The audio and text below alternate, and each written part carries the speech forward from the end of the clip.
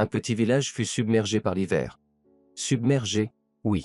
Le soir précédent, tout était gris, sombre, gelé par la pluie automnale. Mais pendant la nuit, le vent s'est levé, puis la neige est tombée en gros flocons. Et en un instant, tout s'est transformé en une étincelante blancheur. Les arbres étaient parés de châles blancs en dentelle, les flaques boueuses et les massifs de fleurs mortes étaient dissimulés sous de moelleuses congères, et même les clôtures, les fenêtres des maisons et les murs étaient drapés d'un voile de flocons de neige. C'était magnifique. Et ce n'était même pas si froid. Anna se dirigeait vers son travail en admirant le tableau qui s'offrait à ses yeux. Il n'y avait plus de grisaille, de mélancolie ni de désespoir. On aurait dit que la neige avait absorbé toutes les tristesses du monde, ne laissant derrière elle que la promesse d'une nouvelle vie. Cependant, quelle vie pouvait-il y avoir quand les températures descendaient si bas? Son cœur était rempli de joie et de tristesse en même temps. À cette époque, le début des années 90, c'était une période difficile. Anna était enseignante en biologie dans une école. Son mari, Martin, avait lui aussi travaillé comme éducateur, enseignant les mathématiques. Mais lorsque les temps se sont compliqués, il a décidé de quitter l'école et de se lancer dans les affaires. Anna avait accueilli cette décision avec scepticisme. Pourtant, Martin s'était lancé dans le commerce, achetant des articles à des spéculateurs et les revendant sur un petit stand au marché. Jeans, pulls, baskets. Et il semblait que cela fonctionnait pour lui. Mais Anna avait toujours ressenti une inquiétude au fond d'elle. Après tout, il avait emprunté de l'argent pour acheter ses marchandises. Cependant, que pouvait-il faire d'autre? Les temps étaient incertains. Et ceux qui étaient en prison hier conduisaient aujourd'hui des voitures de luxe. Anna regarda le ciel avec tristesse, mais il n'y avait que des nuages qui dérivaient. Elle soupira, et se secoua mentalement. Eh bien, pourquoi s'inquiéter? Tout ira comme cela doit aller. Après tout, Anna et Martin n'avaient pas d'autre choix. Ils avaient besoin d'argent, et à l'école, ils n'avaient pas reçu de salaire depuis 3 mois. Ils étaient nourris seulement d'espoir, et comment expliquer cela à leur fille et à leur fils? En pensant à ses enfants, Anna sourit, puis soupira lourdement. Ils étaient si bons. Jonah avait 6 ans, et Christin en avait 7. L'année suivante, Christin irait à l'école, ce qui entraînerait d'autres dépenses, mais ce n'était pas la plus grande difficulté. Le problème était que Jonah avait besoin d'une opération. Il avait une malformation cardiaque. Les médecins avaient dit honnêtement qu'auparavant, une telle opération aurait été facile, mais maintenant, il fallait la payer. Et ce n'était pas bon marché, mais il n'avait pas d'argent. C'était probablement la principale raison pour laquelle Martin, un jeune enseignant talentueux, avait quitté son travail à l'école. Il fallait gagner de l'argent pour l'opération de son fils. Anna arriva à l'école, essaya de sourire et secoua mentalement toutes ses préoccupations. Personne ne devait voir sa tristesse.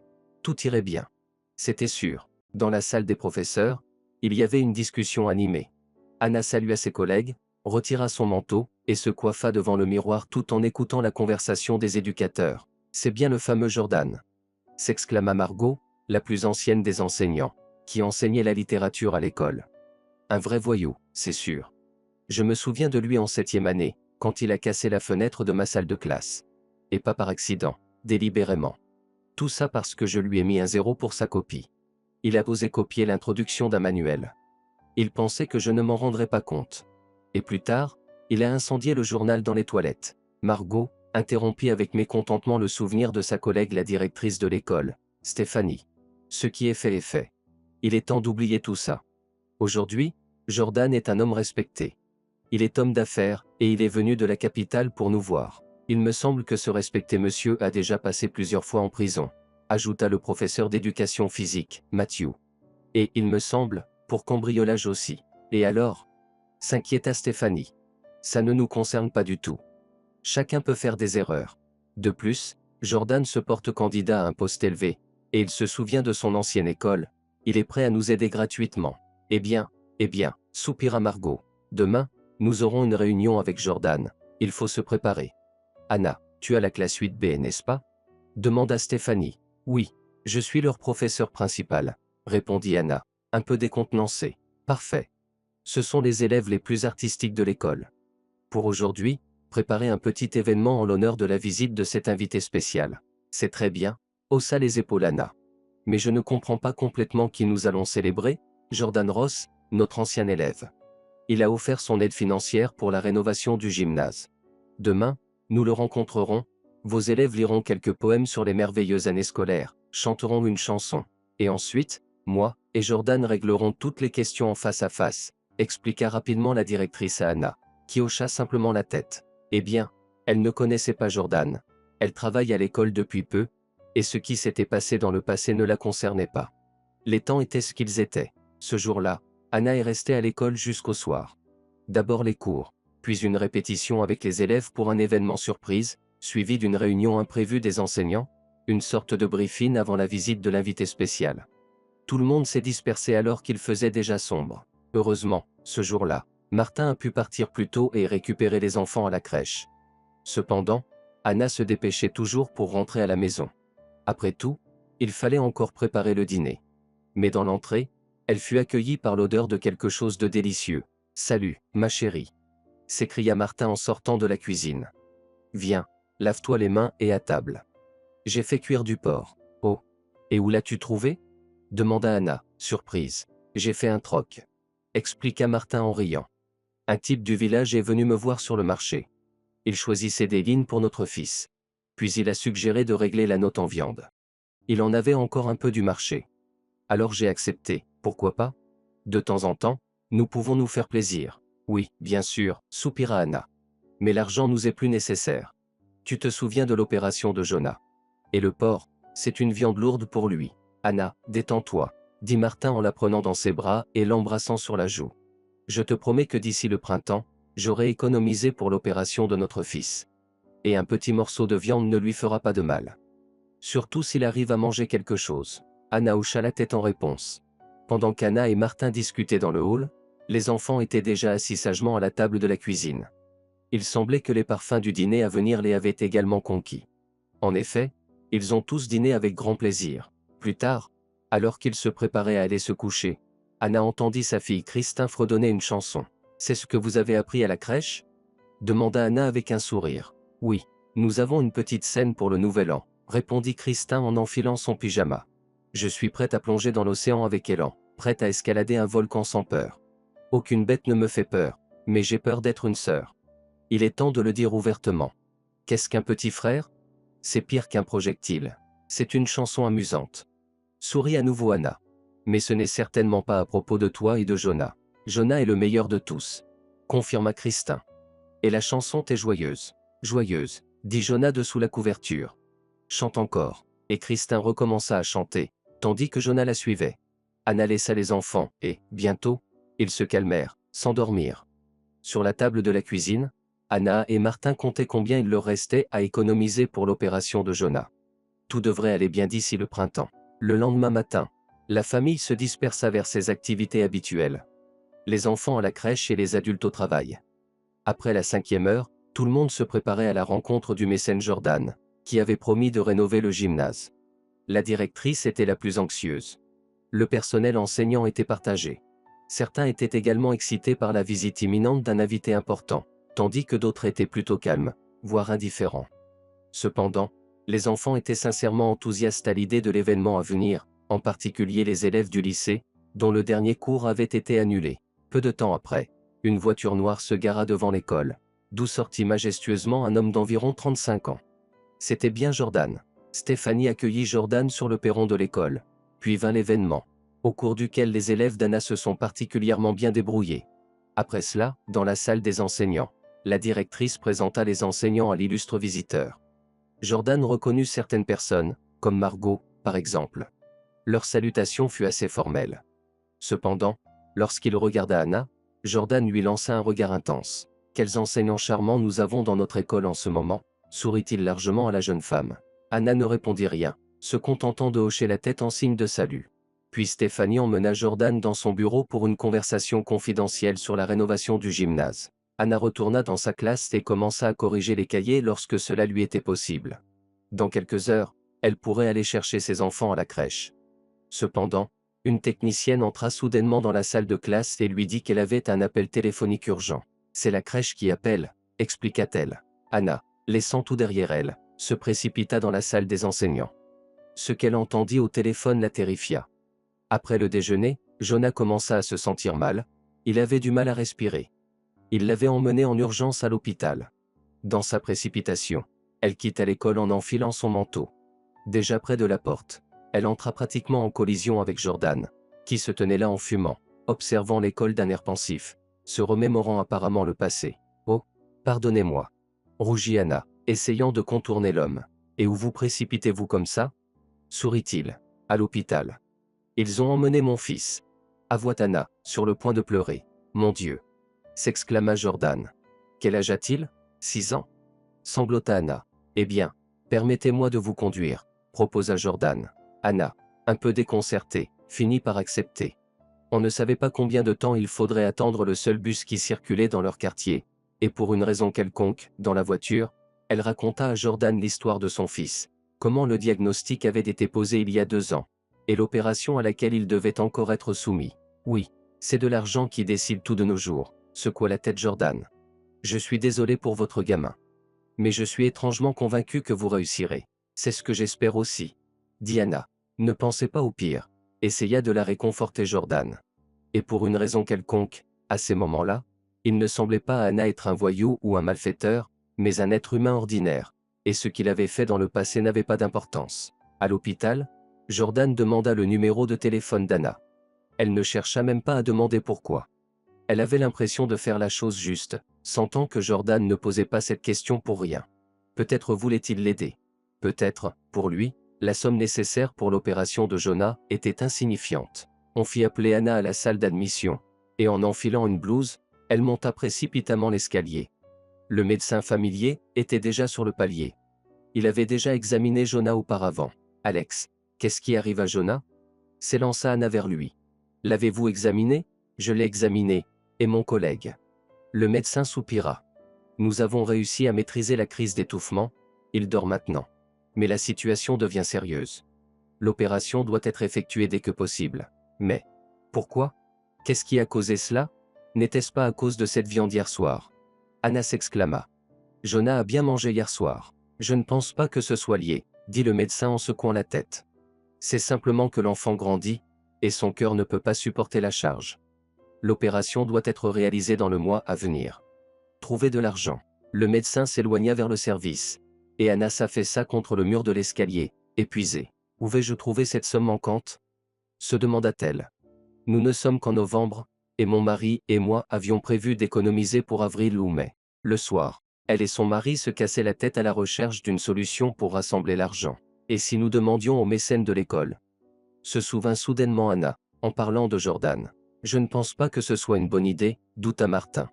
Ce genre de personne ne fait rien gratuitement. Alors, tu devrais le faire, cria soudainement Anna. Tu es un homme, après tout. Excuse-moi, s'excusa Anna, et se serra contre son mari. Nous nous en sortirons. Nous trouverons une solution. Martin garda le silence, se contentant de serrer sa femme dans ses bras. Plus tard, en mettant Christin au lit, Anna ne put retenir ses larmes. Chaque fois qu'elle pensait à son fils, son cœur se serrait de douleur. Comment allait-il maintenant, son petit garçon? Sa fille, voyant l'état de sa mère, se taisait, effrayée. Elle aussi avait appris que son petit frère avait des problèmes de santé. Lorsqu'Anna, en embrassant sa fille, se préparait à partir, celle-ci lui murmura doucement. « Maman, est-ce que Jonah va mourir? Comment peux-tu penser ça, ma chérie ?» s'écria Anna, courant vers elle et, à grand-peine, essayant de retenir ses larmes, la serra fort. « Non, non. Nous le guérirons. C'est certain que nous le guérirons. Est-ce que son cœur lui fait plus mal? » demanda naïvement sa fille. « Oui. Est-ce que mon cœur peut l'aider ?» Anna mordit sa lèvre pour ne pas pleurer. « Pourquoi dis-tu ça? C'est ton cœur. Comment pourrais-tu vivre sans lui? Mais comment vais-je vivre sans mon petit frère? Ma chérie, tu ne dois pas t'inquiéter. Jonah sera guéri, il reviendra vers nous. » dit Anna à sa fille en utilisant de nombreuses paroles réconfortantes, jusqu'à ce qu'elle s'endorme. Elle quitta la chambre d'enfant en s'appuyant sur des jambes faibles. « Si Jordan appelle, je vais lui demander de l'aide directement. » dit-elle fermement à son mari. Martin ferma simplement les yeux, puis hocha la tête en signe d'approbation. Et si, en fait, Jordan était une bonne personne? Le lendemain à l'école, pour Anna, était comme dans un brouillard. Ses collègues discutaient tous de la visite de l'invité et de ses promesses, tandis qu'elle pensait à sa situation et attendait que Jordan se présente chez le directeur.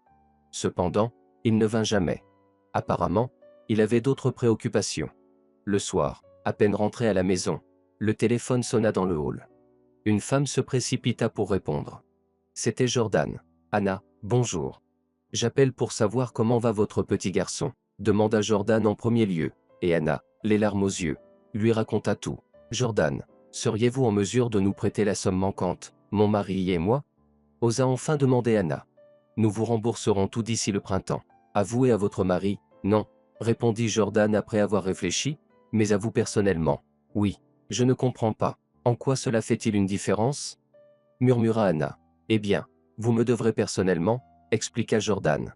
D'accord, je suis d'accord, répondit Anna sans vraiment réfléchir au sens de ces mots. Mais nous avons besoin d'argent de toute urgence. Où puis-je vous livrer la somme? Demanda Jordan d'un ton professionnel. Anna lui donna son adresse. Peu de temps après, le même 4x4 familier s'arrêta près de la maison. Anxieuse, Anna se tint devant l'entrée. Entrez dans l'appartement? Demanda-t-elle. Non, restons dans la voiture, répondit Jordan. Jordan ouvrit la portière, invitant Anna à monter.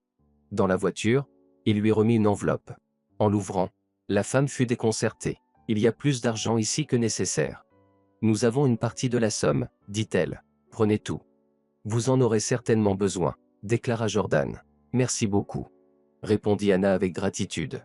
Ne doutez pas que nous vous rembourserons tout. Et je n'ai aucun doute, répondit Jordan avec un sourire forcé. Les dettes me sont toujours remboursées. Pour une raison quelconque, en entendant ces mots, Anna ressentit un frisson le long de son dos, mais elle fit de son mieux pour ne pas y prêter attention. Oui, Jordan était un drôle de personnage, mais l'essentiel était qu'il les ait aidés, et le temps montrerait quoi faire. Le plus important, c'était que maintenant Jonah pouvait l'être sauvé. Elle le remercia à nouveau et descendit de la voiture. En ce moment, Martin venait de se garer devant l'entrée. Anna attendit son mari, laissant également le 4x4 s'attarder, comme si quelqu'un à l'intérieur les observait attentivement. Finalement, Martin coupa le moteur et sortit de la voiture. Il embrassa sa femme, et ils entrèrent dans l'entrée, sentant un regard les percer dans le dos. « Qui était-ce » demanda Martin en marchant. Après tout, il avait vu sa femme sortir du 4x4. « Martin, c'était ce Jordan, » dit Anna avec joie. « Il nous a donné de l'argent. Maintenant, nous aurons certainement assez pour l'opération, les médicaments et l'hébergement à la capitale pendant que Jonah est à l'hôpital. » Martin ne dit rien, il soupira simplement. Oui, cet argent était la bouée de sauvetage pour son fils, car il n'avait toujours pas réussi à réunir la somme nécessaire aujourd'hui. Il rentra chez lui, un peu triste, et c'est là que sa femme lui annonça cette nouvelle. Il devait se réjouir, mais il se sentait inquiet, puis cette inquiétude s'évapora. Jonah était prêt pour son transport à l'hôpital. Anna et Martin couraient constamment à l'hôpital pour voir leur fils. Et enfin, tout était prêt. En prenant un congé en milieu d'année scolaire, ignorant les récriminations du directeur, Anna partit avec son fils pour Washington pour son traitement. Martin resta avec Christin, les attendant. Le garçon fut admis à l'hôpital. Anna prit une chambre près de l'hôpital. Et c'est à ce moment-là qu'elle réalisa que Jordan avait raison de lui donner plus d'argent que prévu. Elle avait pratiquement tout dépensé en vivant dans la capitale. Pour les médicaments de son fils, pour la location de logement, pour la nourriture. Anna et Jonah passèrent près de 3 mois pour le traitement. Ils rentrèrent dans leur petite ville fin février. Maintenant, le petit était complètement guéri. Christin, qui avait tant manqué à son frère et à sa mère, ne les lâchait pas d'une semelle. « Tu es mon meilleur petit frère », disait la fillette en serrant son frère dans ses bras. « Je t'aime tellement. Et moi aussi, je t'aime. Et maman et papa aussi. » Avoua le garçon. Les enfants riaient, se serraient dans les bras. Anna et Martin, dans ces moments, admiraient silencieusement leurs enfants. Il était merveilleux que toutes les épreuves soient derrière eux. Et personne ne soupçonnait même que de nouvelles épreuves les attendaient. Anna a finalement dû démissionner de son travail. Jonah, tant qu'il ne se rétablirait pas complètement après l'opération, ne pourrait pas supporter de lourdes charges. Martin l'a convaincu qu'il pouvait gérer toutes les difficultés financières lui-même. Ses activités commerciales avançaient lentement mais sûrement. Il avait déjà acheté un petit conteneur et y faisait son commerce. Il était même allé lui-même en Turquie 2 fois pour acheter des marchandises. « Anna, le temps viendra où nous n'aurons plus de soucis, » disait-il en souriant. Anna approuvait silencieusement.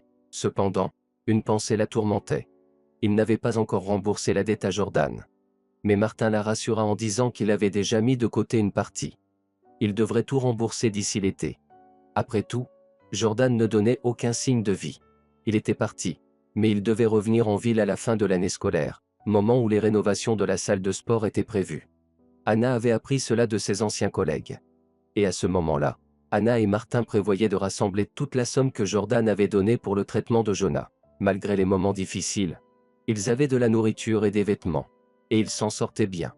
Mais Anna n'avait aucune intention de rester à la charge de son mari. Au début du nouvel exercice, elle prévoyait de retourner à l'école. Elle avait déjà conclu un accord avec la directrice, Stéphanie. Et puis le printemps est arrivé, suivi de l'été. Un jour, Anna reçut un appel de l'école lui demandant de venir. Elle pensa que la conversation concernerait sa réintégration. Alors, après avoir pris ses documents et laissé son fils avec la voisine, elle se précipita à l'école. À l'entrée de l'école, Anna aperçut un 4x4 familier. Son cœur se serra inexplicablement, mais elle essaya de ne pas prêter attention à ce pressentiment, et se dirigea courageusement vers le véhicule. La porte arrière s'entr'ouvrit, et Jordan en sortit. « Bonjour, Anna. Je vous attendais. » Sourit Jordan. Montez dans la voiture. Nous avons une conversation à avoir. « Bonjour, Jordan. » Anna hocha la tête. Seulement si cela ne prend pas trop de temps. On m'attend à l'école. C'est moi qui ai demandé au directeur de vous convoquer. Vous ? S'étonna Anna, puis se rattrapa rapidement. Oh, oui. Vous ne pensez pas que j'ai oublié la dette ? Mon mari et moi t'avons presque rassemblé la somme entière. Avec votre mari. Sourit Jordan. Montez, je vous en prie. Anna monta timidement dans la voiture. Jordan était assis à l'arrière, décontracté, l'examinant impudemment. Il la fixait, tout en surveillant le chauffeur dans le rétroviseur. Anna frémit d'appréhension. « Jordan, je vous suis extrêmement reconnaissante. » Commença-t-elle. « Sans vous, je ne sais pas comment tout cela se serait terminé. Comment va votre fils ?» demanda Jordan. « Il va très bien. Il est complètement rétabli. Je m'en réjouis. Oui, c'est le cas. Je parlais de la dette. » S'empressa Anna de s'expliquer. « Nous avons déjà économisé presque la totalité de la somme, il ne nous reste plus qu'un peu. Permettez-moi de verser ce que nous avons maintenant, et le reste, nous pourrons le payer dans un mois ou deux. » D'accord, approuva Jordan. Savez-vous que le montant a changé ? Que voulez-vous dire ? S'inquiéta Anna. Je suis avant tout un homme d'affaires. L'argent doit travailler. Le montant a doublé, avec des intérêts. Vous ne nous en avez jamais parlé à l'époque, murmura Anna, horrifiée. Nous n'avons certainement pas cet argent. Et quand est-ce que nous le réunirons ? Mais ne pensez pas que nous ne paierons pas. Je vais trouver un emploi. Martin économisera. Tu as choisi le mauvais homme, ma belle. Traite avec moi, sourit Jordan. Que voulez-vous dire par traiter ? Rougit Anna. Eh bien, tu as tout compris. La dette est sacrée. Tu la rembourseras. En outre, j'ai besoin de faire un gros investissement ici en tant que mécène. Ils vont bientôt commencer à rénover la salle de sport. Donc, en ce qui concerne les intérêts, tu les rembourseras avec ton corps. Si ça me plaît, je renoncerai au reste de la dette. Voilà, appelle-moi, dit-il en lui remettant sa carte de visite. Comment osez-vous ? S'exclama à peine audible Anna, puis elle sortit précipitamment de la voiture. Ça n'arrivera jamais. Nous vous rembourserons tout. Eh bien, puisque tu es si audacieuse. Jordan sortit de la voiture et la fixa de manière menaçante. Sache que je te donne 2 jours, ensuite tu devras tout rembourser. La dette et les intérêts. Si tu ne le fais pas, tu le regretteras. Il claqua la porte de la voiture, le moteur vrombit, et la voiture s'éloigna. Anna resta sur le trottoir, perdue. Elle regarda la carte de visite, se demandant pourquoi elle l'avait gardée, puis la glissa machinalement dans son sac à main. De l'entrée de l'école, Stéphanie fit son apparition. Elle vit son ancienne collègue et s'approcha. « Vous êtes déjà là ?» demanda-t-elle avec joie. « Et Jordan ? Il vous a demandé de prévoir une rencontre. » « Oh, Anna, vous l'avez déconcerté. J'ai l'impression qu'il est sous votre charme. Qu'est-ce qu'il a perdu ?» répondit Anna, perdue dans ses pensées. « La tête. » rit Stéphanie. « Cher ami, ne vous perdez pas. Je comprends. Les temps ont changé, il faut le comprendre. Quand une personne respectée montre de l'intérêt, il ne faut pas le rejeter. Stéphanie. Et vous me reprendrez au travail ? Demanda Anna, ignorant les paroles de la directrice. Bien sûr, acquiesça-t-elle. C'est une question. Jordan a demandé de retarder un peu votre réintégration. Jordan ? Sourit ironiquement Anna. Qui est-il, ce gars ? Pourquoi écoutez-vous un bandit ? Il n'est pas un bandit, répliqua la directrice en levant la tête. C'est un homme d'affaires et notre sponsor. On ne traite pas de tels individus à la légère.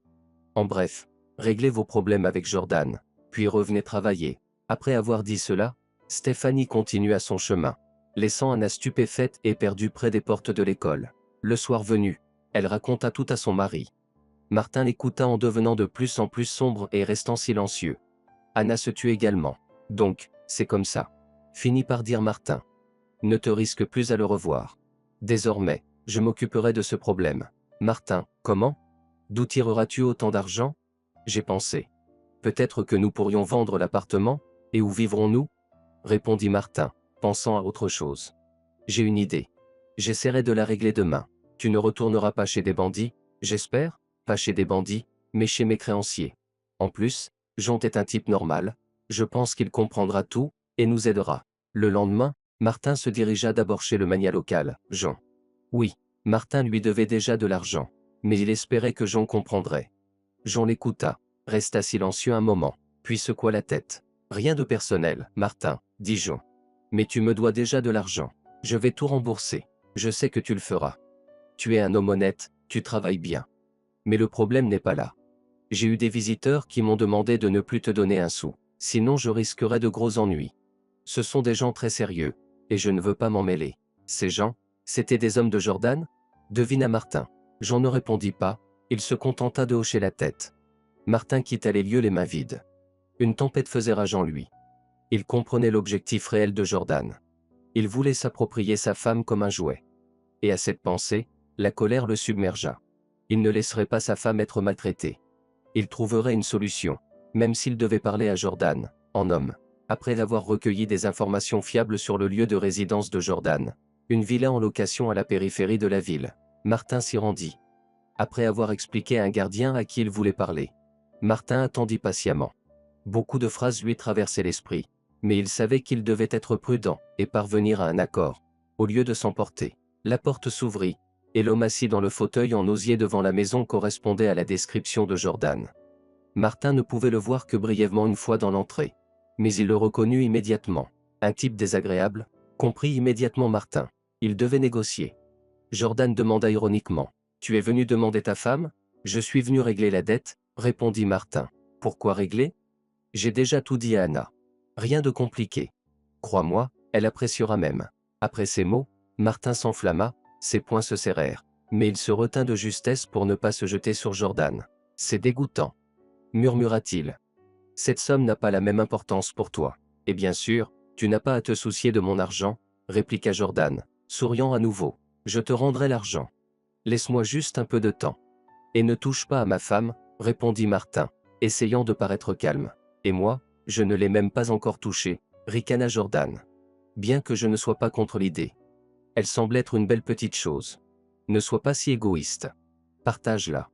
Elle n'en souffrira pas, et nous y trouverons tout notre plaisir. » Après avoir entendu cela, Martin vacilla. Il ne pouvait plus se contrôler. Il cria et se précipita vers Jordan avec ses poings. Mais deux gardes du corps de Jordan, et un troisième qui était à la porte, se précipitèrent pour maîtriser Martin. Ils le battirent méthodiquement, avec toute leur force, tandis que Jordan restait assis, buvant son café. « Ça suffit, » dit-il à un moment donné. « Il pourrait bien mourir ici. Emmenez-le plus loin et débarrassez-vous de lui. » Martin, à peine conscient, fut jeté dans le coffre du même 4x4 et emmené loin de la propriété, puis abandonné dans un parc quelconque. Des passants fortuits le découvrirent, appelèrent une ambulance, et Martin fut transporté à l'hôpital. Heureusement, il avait une pièce d'identité sur lui, ce qui permit à la police d'identifier la victime. Puis ils appelèrent Anna. Celle-ci, anxieuse, attendait près de la fenêtre ce soir-là. Martin aurait dû être de retour depuis longtemps, mais il n'était toujours pas rentré. Leurs enfants, après avoir dîné, s'étaient discrètement retirés dans leur chambre, sachant qu'il valait mieux ne pas déranger leur mère. Ils dessinaient tandis qu'Anna restait plantée devant la fenêtre, en attente. L'appel téléphonique arriva de manière inattendue, et même dans sa tête, tout sembla soudainement chaotique. Anna se précipita vers le téléphone. Ce qu'elle entendit la frappa de plein fouet. Martin était à l'hôpital dans un état grave. La femme s'effondra par terre, incapable de rassembler ses forces. Elle devait se rendre à l'hôpital, obtenir toutes les informations, mais ses jambes ne répondaient pas. « Maman, es-tu malade ?» Christin apparut depuis la chambre des enfants. « Peut-être que je devrais te donner un médicament, ou de l'eau ?» Jonah apparut derrière elle. « Oui, de l'eau. »« Mon fils, apporte-la, » dit Anna à voix basse. Le garçon courut jusqu'à la cuisine, et en prenant de petites gorgées, Anna commença doucement à reprendre ses esprits. Pourquoi s'était-elle effondrée ainsi? L'essentiel était que Martin soit en vie. Anna se releva, prit ses enfants dans ses bras. « Mes chéris, pouvez-vous rester seuls un moment ?» demanda-t-elle. « Bien sûr. » répondit Christin en hochant la tête. Nous sommes déjà grands. C'est très bien, je vais partir, je serai de retour rapidement. Vous pouvez aller vous coucher. Maman, appela Jonah depuis l'embrasure de la porte. Où est papa? Il est retenu.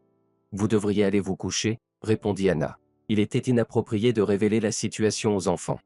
Ils étaient encore trop jeunes. À l'hôpital, Anna s'attendait à un autre coup dur. Oui, Martin était en vie, mais son état n'était pas seulement grave, il était critique. L'opération avait été effectuée, mais elle n'avait que peu aidé. Anna écouta le médecin et comprit qu'elle perdait Martin. Puis-je le voir? Supplia-t-elle. En fait, c'est interdit, soupira le médecin. Il est en soins intensifs. Mais ensuite, le médecin, voyant la femme pâle comme un linge, soupira à nouveau et dit, bien, suivez-moi. Martin était allongé, couvert de bandages, de tuyaux et de câbles. Le cœur d'Anna se serra de douleur. Mon amour, mon bien-aimé, chuchota-t-elle en s'agenouillant près du lit. Tiens bon. Je suis là avec toi. Je suis à tes côtés. Nous surmonterons tout cela. Elle pleura, priant pour un miracle, son cœur se brisant en morceaux. Si seulement elle pouvait faire quelque chose pour aider. Mais quoi? Le médecin la toucha doucement sur l'épaule et dit, il est temps. Titubante, elle quitta la salle de soins intensifs et descendit à l'accueil. Combien de temps elle était restée là-bas? Elle ne s'en souvenait plus. Mais tout à coup, elle aperçut le même médecin de la salle de soins intensifs à ses côtés. Quoi? Demanda-t-elle, effrayée. Je suis désolée, répondit le médecin d'une voix basse, votre mari est décédé. Anna cria, une déchirante et terrifiante explosion de douleur. Une infirmière se précipita pour lui donner un calmant, une aide-soignante la serra dans ses bras, chuchotant des mots de réconfort. Comment pouvait-elle se calmer quand tout son monde s'effondrait? Anna est rentrée chez elle tôt le matin. Le même médecin l'a ramenée. Restez forte, a-t-il dit en prenant congé.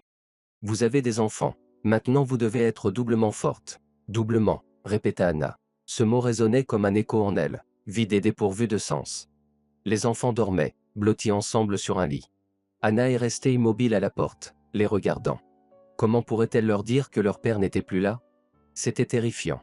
Anna est allée dans la cuisine et s'est assise sur un tabouret, épuisée. Elle ne pouvait pas croire que Martin ne reviendrait plus chez eux, ne lui sourirait plus, ne l'enlacerait plus, ne lui préparerait plus son délicieux thé aux herbes, qu'il était le seul à savoir faire. Mais que s'était-il passé? Anna était perdue dans ses conjectures. Qui avait fait ça à son mari? La police avait promis de faire la lumière sur cette affaire et de trouver les coupables. Mais les trouverait-il? Les temps étaient confus. Anna avait oublié les problèmes passés, le chagrin l'accablait. Finalement, elle a trouvé la force de dire à ses enfants que leur père n'était plus là. Christin et Jonah pleuraient. Anna pleurait aussi. L'inconnu s'étendait devant eux.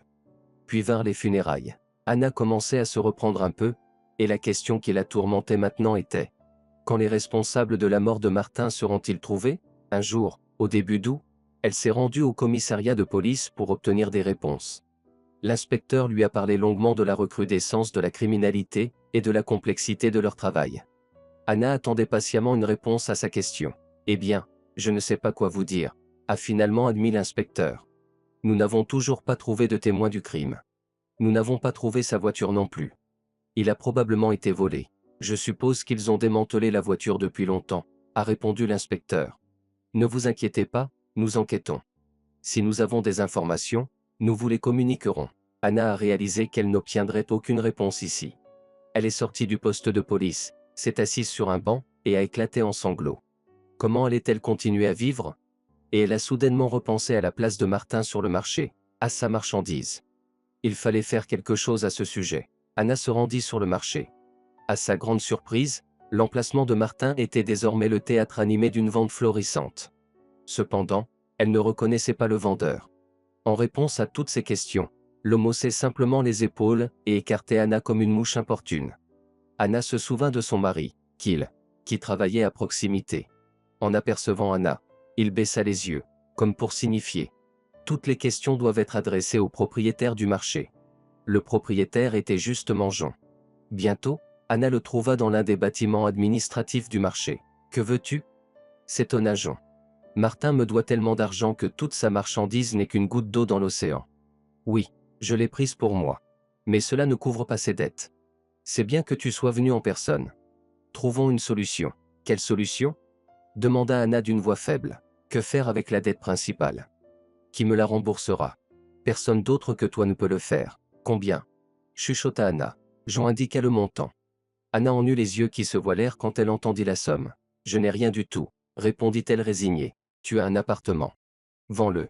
Et nous réglerons nos comptes. Et je me retrouverai à la rue avec mes enfants? Désolé. Mais ce ne sont pas mes problèmes, répliqua Jean. Je te donne un mois pour régler tous ces problèmes. Et ensuite, ne te fais pas d'illusions. C'est tout, j'ai du travail, dit Jean en montrant la porte. Anna quitta le marché, sans avoir envie de rentrer chez elle. Ce n'était que ses pensées pour ses enfants qui l'empêchaient de commettre l'irréparable. Elle marchait sur le trottoir, perdue dans ses pensées. Elle ne remarqua pas tout de suite le même 4x4. Même lorsque le véhicule s'arrêta à côté d'elle, elle n'y prêta pas attention. Anna. L'appela Jordan. On dirait que tu as beaucoup souffert. Oh, j'ai entendu. Mes condoléances. Je peux te raccompagner, proposa Jordan en tendant la main. Anna tendit machinalement la main en réponse. Ils rentrèrent chez eux en silence. Jordan jetait de temps en temps un coup d'œil vers elle, perdu dans ses pensées. Avant même d'arriver chez eux, Anna aperçut ses enfants, Jonah et Christin, qui attendaient leur mère en jouant dans le parc. Un sourire léger se dessina sur ses lèvres. Ses enfants étaient sa bouée de sauvetage et sa force. Tu as de bons enfants, fit remarquer Jordan, cette petite fille est vraiment charmante. Anna ne répondit rien et s'apprêtait à sortir de la voiture lorsque Jordan l'arrêta en disant « Nous devons discuter, dit-il. Je n'ai rien, répondit-elle avec résignation, et je ne viendrai pas chez toi.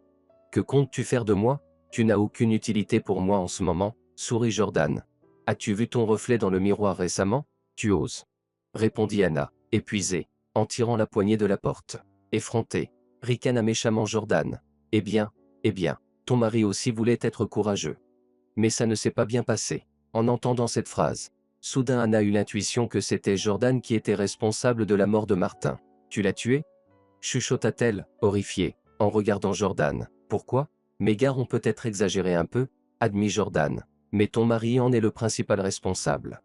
Pourquoi est-il venu chez moi pour défendre ton honneur? Tu avoues simplement que tu es responsable de la mort de Martin? Je vais directement à la police. Chuchota Anna, horrifiée. Eh bien, vas-y. Qui te croira?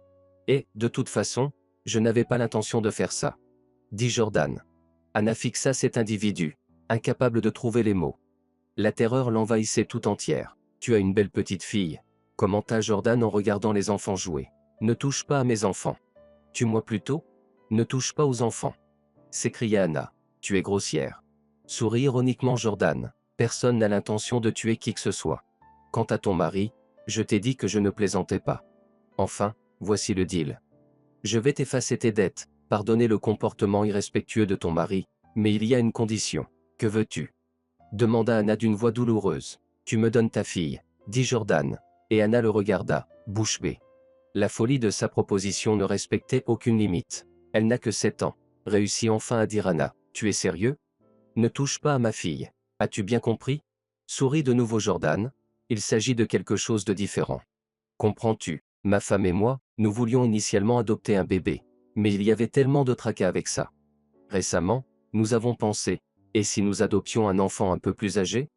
Nous ne voulons pas d'un orphelinat, où les enfants sont tous un peu endommagés. Les enfants d'alcooliques, tu vois. Et ta petite fille nous conviendrait. De quoi parles-tu? Répondit Anna avec sarcasme, une fois remise du choc. Tu veux l'acheter comme une poupée dans un magasin? C'est un être humain vivant. Et c'est ma fille. Elle était la tienne, elle sera la mienne. Réfléchis à ce que tu peux t'offrir à la petite. Personne ne la laissera aller à l'école dans cette ville. J'ai déjà réglé cela. Tu mourras de faim toi-même, et tu tireras encore tes enfants vers le bas. Au début, j'ai vraiment pensé à prendre un petit garçon. J'ai dépensé autant d'argent pour lui. Mais ma femme m'a dissuadé. Elle a dit, pourquoi aurions-nous besoin d'un enfant défectueux? Vraiment, qui sait ce qui pourrait arriver à sa santé? Alors que ta petite fille, elle est jolie. Je vois qu'elle sera magnifique. Jamais. Tu entends? Tu n'auras jamais ma fille. Cria Anna et sortit de la voiture. Eh bien, tu es stupide. S'échappa de l'intérieur de la voiture, je voulais simplement négocier de manière civilisée. Le 4x4 démarra brusquement et s'éloigna. Anna se précipita vers l'aire de jeu, saisit ses enfants, les serra contre elle et se mit à pleurer. Maman, qu'est-ce qui ne va pas? S'étonna Christin. Ne pleure pas. Es-tu contrariée parce que nous sommes sortis seuls sur l'aire de jeu? Mais je suis déjà grande, je vais bientôt à l'école. Je peux veiller sur Jonah, ma précieuse petite aide. Sanglota Anna, ne fais pas attention. J'ai tout simplement mal à la tête. Retournons à la maison, maman. Dit Jonah, nous te préparerons une tasse de thé. Allons-y, mes chéris. De retour à la maison, après avoir couché les enfants, Anna était déterminée à se rendre à la police. Jordan avait presque avoué. Il fallait punir ce bandit. Il fallait révéler sa vraie nature à tous. La justice l'exigeait. D'accord, elle réglerait tout avec Jean, mais avec Jordan. Son seul espoir reposait sur la justice. Et seulement après cela, Anna pourrait espérer un emploi, une vie paisible, car il fallait aussi penser aux enfants. Christin irait à l'école dans 3 semaines, mais il n'y avait même pas d'argent pour des collants. Elle prouverait à tout qu'il était un criminel, et la directrice comprendrait à quel point elle s'était trompée. Anna retrouverait son travail, mais ce n'était même pas le plus important. Maintenant, l'essentiel était de punir son mari. Le matin même, elle était au poste de police. L'inspecteur en charge de l'affaire de son mari l'écouta attentivement, puis lui demanda d'attendre un moment. Il sortit du bureau et revint avec Jordan. Et maintenant, Anna, répétez-moi tout ce que vous avez dit, déclara l'inspecteur, que cet homme respectable entende lui-même les absurdités qui ont été inventées à son sujet. Homme respectable? S'écria Anna, vous n'êtes pas sérieux? C'est un criminel. Elle n'est pas bien. Sourit condescendant Jordan. Elle vous a probablement parlé de sa fille. Comme si je voulais l'enlever. Imaginez-vous. Hier, elle m'a vu dans ma voiture dans la rue. Elle a failli se jeter sous les roues, il a fallu la faire monter. Et puis elle a commencé à me vendre sa fille. Vendre un enfant? S'interrogea l'inspecteur. Je vous le dis, elle n'est pas bien. Mais ne soyez pas trop sévère. Elle est probablement bouleversée, répondit Jordan. Anna essayait de dire quelque chose pour se défendre, mais personne ne l'écoutait. Jordan et l'inspecteur discutaient déjà de la marche à suivre. Appeler une ambulance pour Anna ou ouvrir une enquête. Anna comprit qu'elle devait fuir. Elle s'élança hors du bureau, l'inspecteur criait quelque chose après elle, et Jordan le retenait en disant « Que peut-on faire avec cette femme malheureuse ?» Anna ne se souvenait pas comment elle s'était retrouvée dans la rue. Elle avait sauté dans le bus qui passait et était rentrée chez elle. Dans l'appartement, elle était allongée en silence après avoir embrassé son fils et sa fille. Il n'y avait pas de larmes, seulement un frisson la parcourait. Que s'était-il passé dans ce monde? Le noir était devenu blanc. Le blanc était devenu noir. Et nulle part on ne trouvait la vérité. En fin de journée, elle se calma un peu et proposa aux enfants de se promener au parc. Les enfants acceptèrent joyeusement. Christin et Jonah marchaient devant en chantant joyeusement cette chanson sur le frère taquin. Anna marchait un peu en retrait. Involontairement, elle souriait en écoutant ses enfants. Heureusement, ces petits s'étaient calmés rapidement après la mort de Martin. Parfois, la nuit, elle entendait Christin pleurer, et Jonah sangloter, mais les souvenirs douloureux les visitaient de moins en moins. La psyché d'un enfant est flexible, elle oublie rapidement le mal, et elle devait apprendre à oublier et à réfléchir à l'avenir. Anna marchait sur le sentier et devenait de plus en plus convaincue qu'elle avait trouvé la solution. Exactement. Elle vendrait son appartement, réglerait la question avec Jean et partirait loin. Il valait mieux vivre dans l'isolement que là où chaque jour on pouvait attendre une nouvelle méchanceté de Jordan. Mais est-ce qu'il continuerait ainsi, insouciant de ses actes? Anna décida que le temps remettrait tout à sa place. Jordan devrait rendre des comptes pour tous ses méfaits. Soudain, près du sentier, à côté de la route menant au parc, s'arrêta un minibus aux vitres teintées. 2 personnes en masque en descendirent et se précipitèrent vers les enfants d'Anna.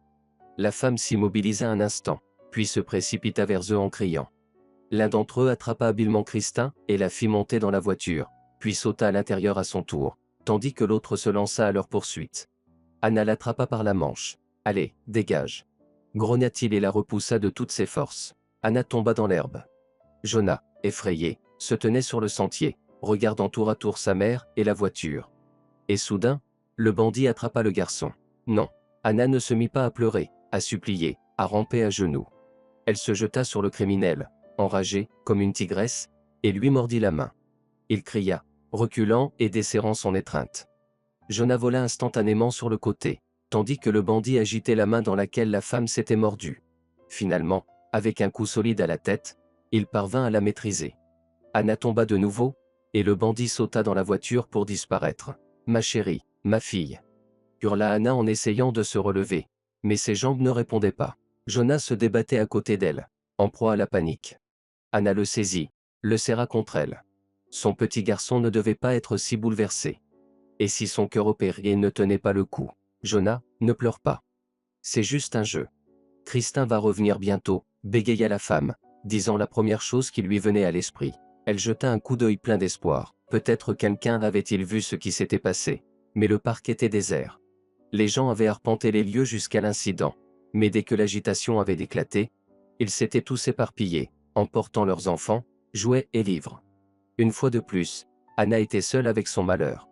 Elle se releva avec peine, prit fermement la main de Jonah, et se dirigea vers le poste de police, d'autant plus que le bus était arrivé immédiatement. « Encore vous » vit-elle déjà le détective familier à l'entrée. « Qu'est-ce que vous avez encore inventé ? On m'a enlevé ma fille » déclara Anna lentement et distinctement. « Je suis convaincu que c'est Jordan Ross. Vous ne me croyez pas, mais c'est un homme dangereux. Ces hommes viennent d'essayer de faire du mal à mon fils. Vous avez complètement perdu la tête. » Ricana le détective et se tourna vers l'officier de permanence. « Appelle une ambulance. Ma fille a été enlevée. » Éleva la voix Anna. « Vous ne m'entendez pas ? Je vous entends, » répondit le détective avec agacement. « Les secouristes vont venir. Nous allons régler ça. Restez là, et je vais appeler. » Et il s'approcha du téléphone de service. Anna comprit qu'il appelait Jordan.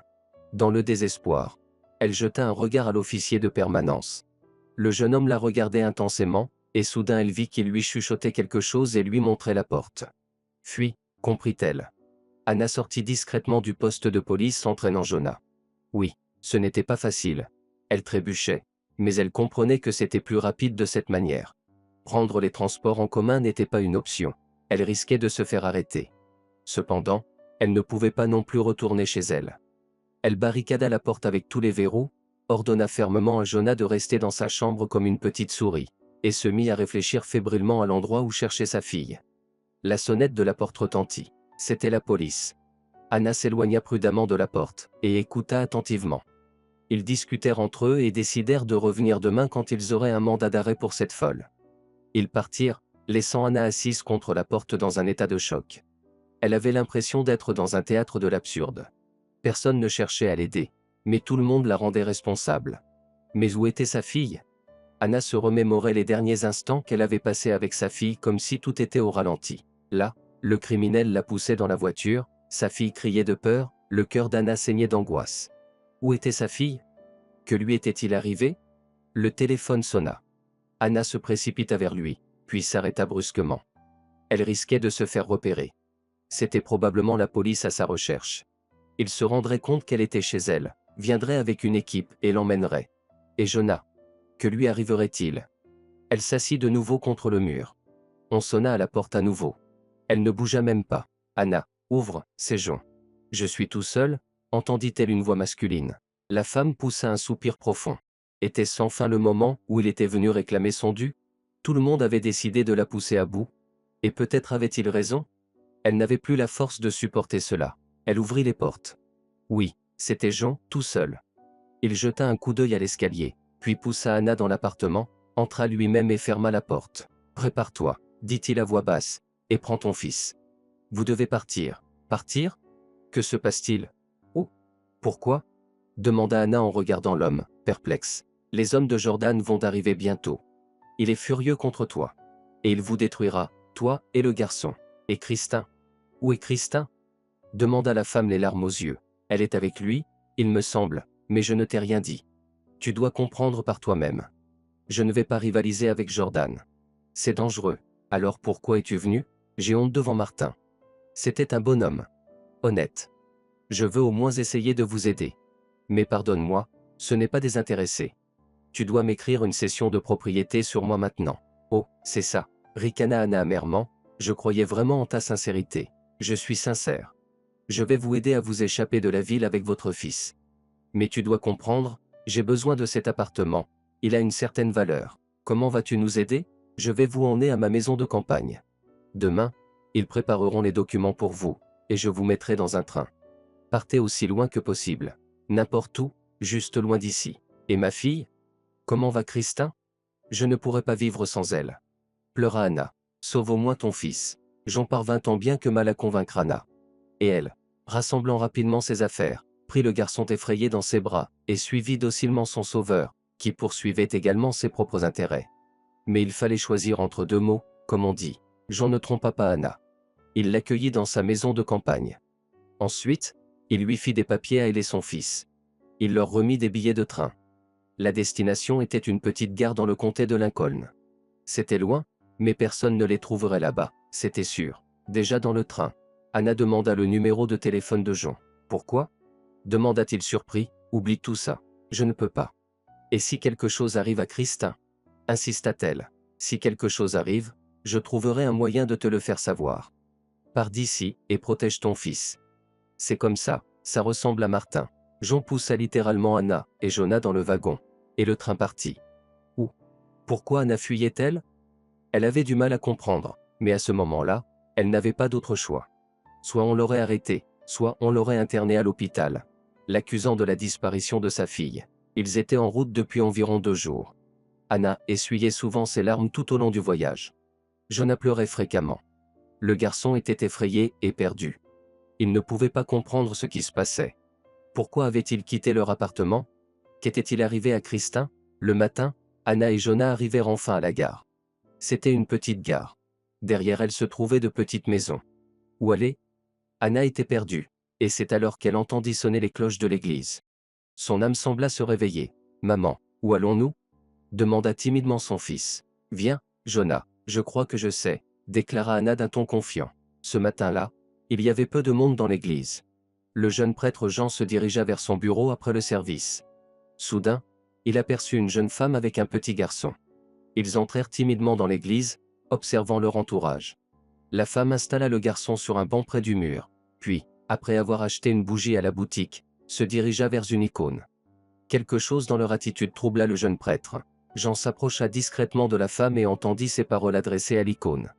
Anna éclata en sanglots, tandis que le prêtre se tenait derrière elle, sincèrement compatissant à cette femme désespérée. Il était évident qu'elle traversait une épreuve difficile. Anna se retourna et poussa un soupir en découvrant le prêtre. « Je suis désolé si je vous ai dérangé. » déclara Jean d'un ton apaisant. « Vous ne m'en voulez pas, j'espère, d'avoir entendu vos paroles envers l'icône. Peut-être puis-je vous aider d'une manière ou d'une autre? Je doute que vous le puissiez, marmonna Anna, bien que vous puissiez peut-être me dire qui propose des chambres dans votre ville? Mon fils et moi venons de loin, nous n'avons personne ici, je ne sais même pas vers qui me tourner, alors mes pieds m'ont amené à l'église. C'est la chose à faire, hocha Jean, quand l'âme est troublée. Il faut adresser ses pensées à Dieu. Vous parlez de la route? Vous devez être fatigué, n'est-ce pas? Allons à mon bureau, je vais vous offrir du thé. Un bureau? S'étonna Anna. Bien sûr, nous avons notre propre organisation ici. Il y a beaucoup de travail administratif à faire. Vous pensiez peut-être que le prêtre ne fait que la messe? Pour être honnête, oui, avoua Anna. Oh non, il y a beaucoup à faire ici. Ils entrèrent dans une petite pièce qui servait de bureau à Jean. Le prêtre apporta 2 verres de thé chaud aux herbes et des petits gâteaux. Toutes ses pensées étaient tournées vers sa fille qu'elle avait laissée si facilement. Qui avait fui. Pourquoi? Elle avait eu peur du bandit, elle avait cru que la police le chercherait aussi. Peut-être avait-elle fui pour protéger son fils. Et maintenant, la réalité frappait? Elle avait perdu Christin. Je vois que tu portes une grande tristesse dans ton cœur, finit-il par dire. Si tu veux, tu peux en parler. Je ne peux pas, mon père, répondit Anna en baissant les yeux, à peine retenant ses larmes. Sache que si tu veux parler, je suis toujours prêt, déclara Jean. Il réfléchit un peu puis continua. Tu m'as posé une question au sujet du logement. Je peux t'aider avec ça. Une de nos paroissiennes a récemment dit qu'elle serait prête à accueillir une femme digne. Je pense que tu conviendrais. Combien cela coûterait-il? C'est gratuit. Ce qui importe, c'est qu'il y ait de l'aide à la maison. Elle est déjà âgée. Anna accepta. Après l'église, elle se rendit chez la femme, accompagnée du père Jean. Johanna, la grand-mère, accueillit chaleureusement ses invités. En apprenant leur visite, elle se réjouit et applaudit des mains. Elle n'attendait même plus que quelqu'un vienne. Mais vous ne me connaissez pas du tout. S'étonna Anna. Et si je ne vous plais pas? Et j'ai mon fils. Oh, tu me plais déjà. Sourit Johanna. D'autant plus que si le père Jean t'a amené, mon âme est en paix. Et que tu es un petit garçon, c'est encore mieux. J'aime quand il y a des rires d'enfants à la maison. Mes petits-enfants vivent si loin. C'est ainsi qu'Anna s'installa chez Johanna. Elle l'aida dans les tâches ménagères, s'occupa de Jonah, mais son esprit était lourd. Christin était constamment dans ses pensées. Elle se préoccupait aussi de l'avenir, de la manière dont elle gagnerait sa vie. Après tout, elle vivait actuellement sans documents légaux, et il était impossible pour elle de trouver un emploi correspondant à sa profession. Heureusement, Jean leur avait donné un peu d'argent pour les premiers temps. Anna se demandait parfois si elle avait fait le bon choix en écoutant Jean à l'époque. Peut-être aurait-elle dû lutter jusqu'au bout pour Christin. Qui l'aurait arrêtée ou hospitalisée? Elle n'était coupable de rien. À un moment donné, Anna décida de parler au père Jean. Il rendait souvent visite à Johanna pour s'enquérir du bien-être de ses locataires. Ce soir-là, alors qu'Anna travaillait dans le jardin, elle entendit le grincement de la porte. Le père Jean entra dans la cour. Ils se saluèrent, discutèrent un peu de sujets anodins. Puis Anna prit son courage à deux mains. « J'aurais besoin de vos conseils, mon père, dit-elle. Eh bien, il semble que ce soit le moment pour une conversation. Acquiesça le prêtre. Asseyons-nous. Ils se sont retirés plus profondément dans le jardin où se trouvait un vieux banc, se sont assis, et Johanna préparait quelque chose dans la cuisine. Johanna était assis près d'elle. Le garçon chantait une chanson, celle-là même qu'il avait apprise avec Christin à l'époque. Johanna écoutait et même chantait avec lui. Leur duo harmonieux était audible depuis la fenêtre ouverte. Ils s'entendent bien, grand-mère Johanna et Johanna, sourit Jean. Oui, grand-mère Johanna est comme une vraie grand-mère pour mon fils, approuva Anna. Elle fit une pause, puis soudain, sanglotant, les larmes coulant sur son visage, elle dit « Mais j'ai aussi une fille. Et je l'ai abandonnée, je suis partie. » Elle raconta à Jean toute son histoire, sa préoccupation pour Johanna, ses dettes, la mort de son mari, les menaces de Jordan, sa proposition de lui donner sa fille. Puis elle raconta le pire événement de sa vie, quand on lui avait enlevé sa fille, et comment elle avait failli perdre son fils. Elle avait dû se fier à un étranger parce que la police en qui elle avait mis sa confiance était de mèche avec Jordan. J'ai tout fait de travers, conclut Anna. J'avais l'impression d'être sous hypnose. Mais maintenant je réalise que j'ai trahi ma fille. Comment va-t-elle, ma petite? Ne vous blâmez pas, réconforta Jean. Si vous avez agi ainsi, c'était pour une raison. Je vous raconte tout cela parce que j'ai besoin de vos conseils. Comment puis-je retrouver Christin? Il faut que j'aille dans notre ville natale. Mais j'ai peur. Qui sait ce qui m'attend là-bas? Et j'ai Johanna. Est-ce que je peux contacter la police d'ici? Je pense que c'est possible, d'autant plus que j'ai des amis là-bas qui pourraient aider. Mais voici un détail important. Je comprends que vous êtes venu ici avec de faux papiers. Pourquoi? Jean a dit que la police ne pourrait pas me trouver de cette manière, prétendant que des avis de recherche avaient déjà été émis pour moi dans la ville. Qu'il me soupçonnait d'être instable, voire dangereuse, et de causer du tort à ma fille. Mais c'est faux. Jean lui-même a dit que Christin était entre les mains de Jordan, comme il l'avait promis. Oui, vous avez été intimidé, secoua la tête Jean. Mais nous allons régler cela. En attendant, brûlez ces documents. Vous avez les vrais sur vous? Oui. Alors vivez selon eux. Et si on m'arrête? Je pense que personne ne vous arrêtera. Il semble que vous ayez été trompé. On a abusé de votre naïveté. Mais pourquoi? Je présume que c'était pour vous empêcher de nuire. Le lendemain, Anna et Jean se rendirent au poste de police. L'inspecteur écouta Anna et promit son aide. Rob, juste pas officiellement, renseigne-toi, s'il te plaît, demanda Jean. Bien sûr, Jean, acquiesça l'inspecteur. Anna et Jean quittèrent le poste de police. Pour une raison quelconque, après avoir parlé à Rob, Anna se sentit plus légère, plus confiante, comme si tout finirait par s'arranger. Il est un bon enquêteur, soupira-t-elle en regardant le prêtre, puis elle demanda. Le connaissez-vous depuis longtemps? Nous avons servi ensemble au Tadjikistan, répondit Jean de manière évasive. Vous avez vécu ensemble? Nous avons vécu et combattu. J'étais un ancien parachutiste. Avant cela, je ne concevais pas la vie sans l'armée. Puis j'ai été blessé. Cela a été un choc pour moi. J'ai même sombré dans l'alcool à un moment donné. Ensuite, ma fiancée m'a quitté après ma démobilisation. Et ça n'allait vraiment pas. Puis j'ai rencontré un vieil homme, un gardien de l'église.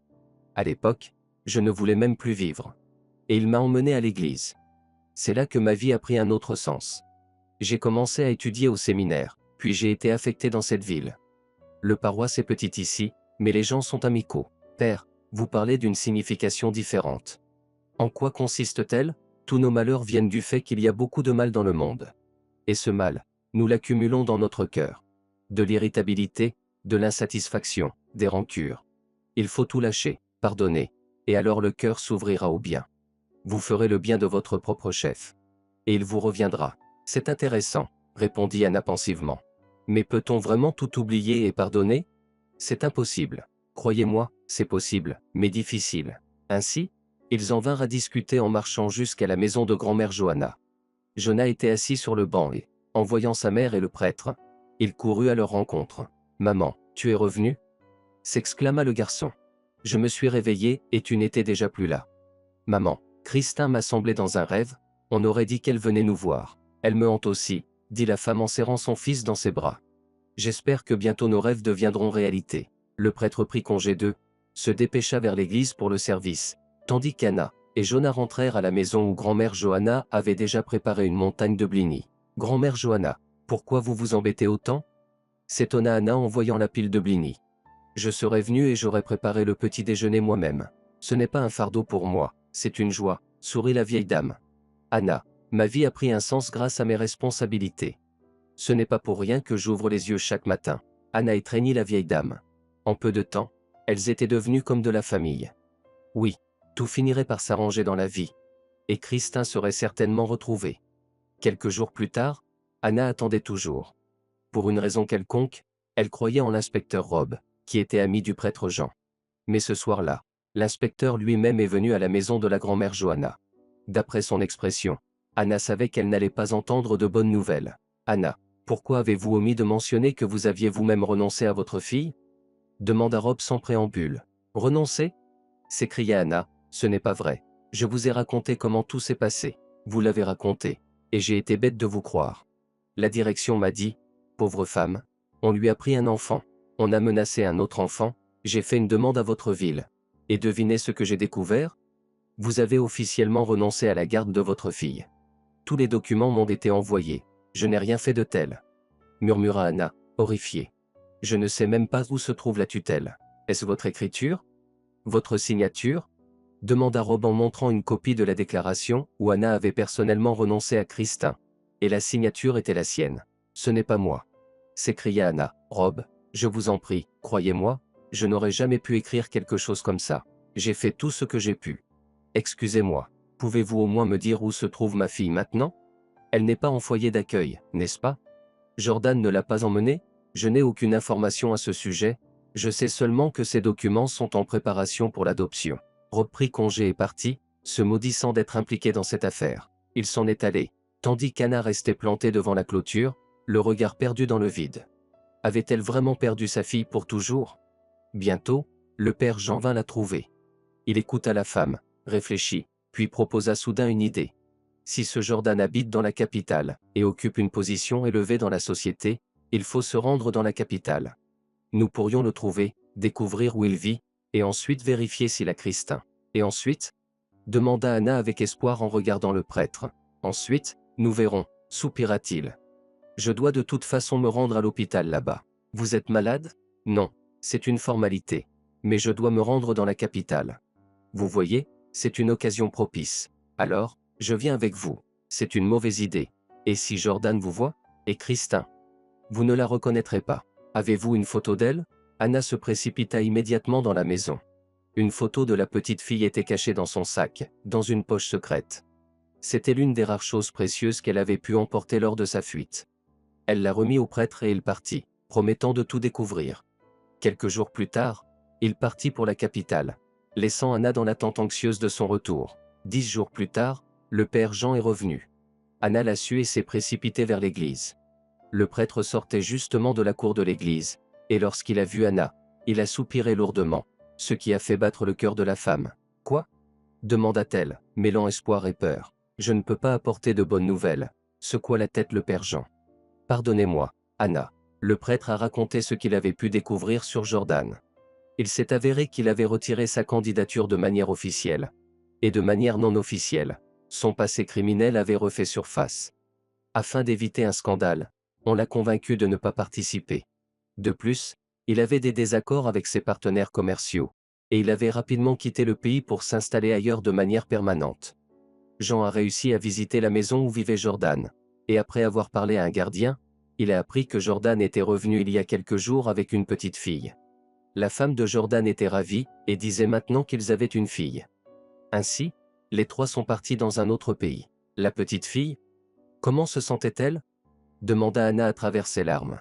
Le gardien a dit qu'elle était triste, qu'elle pleurait beaucoup. Mais disons, la femme de Jordan, s'occupait d'elle très bien, répondit Jean après une courte pause. Je comprends que cela ne te consolera probablement pas, mais Christin est bien traité là-bas. Christin. Peut-être que c'est une autre petite fille? Suggéra Anna. Non, dit le père Jean en baissant les yeux. Le gardien savait. C'était bien elle qui l'a emmené avec sa femme. Les jambes d'Anna se dérobèrent, son dernier espoir s'effondra. Jusqu'au dernier moment, elle avait cru qu'on lui rendrait sa fille. qu'elle pourrait la serrer dans ses bras, s'excuser pour l'avoir ainsi abandonnée. Anna hurla comme une louve blessée. À son cri, la grand-mère Johanna et Jonah sortirent de la maison, terrifiés. « Maman, tu es malade ?» répétait le garçon en touchant la main de sa mère. Mais Anna ne voyait rien et n'entendait rien à cause de sa douleur. Enfin, la réalisation lui parvint. Elle ne reverrait jamais sa fille. À la nuit, la température d'Anna a monté, une ambulance est arrivée, le médecin lui a fait une injection et a dit que tout cela ressemblait à une crise nerveuse.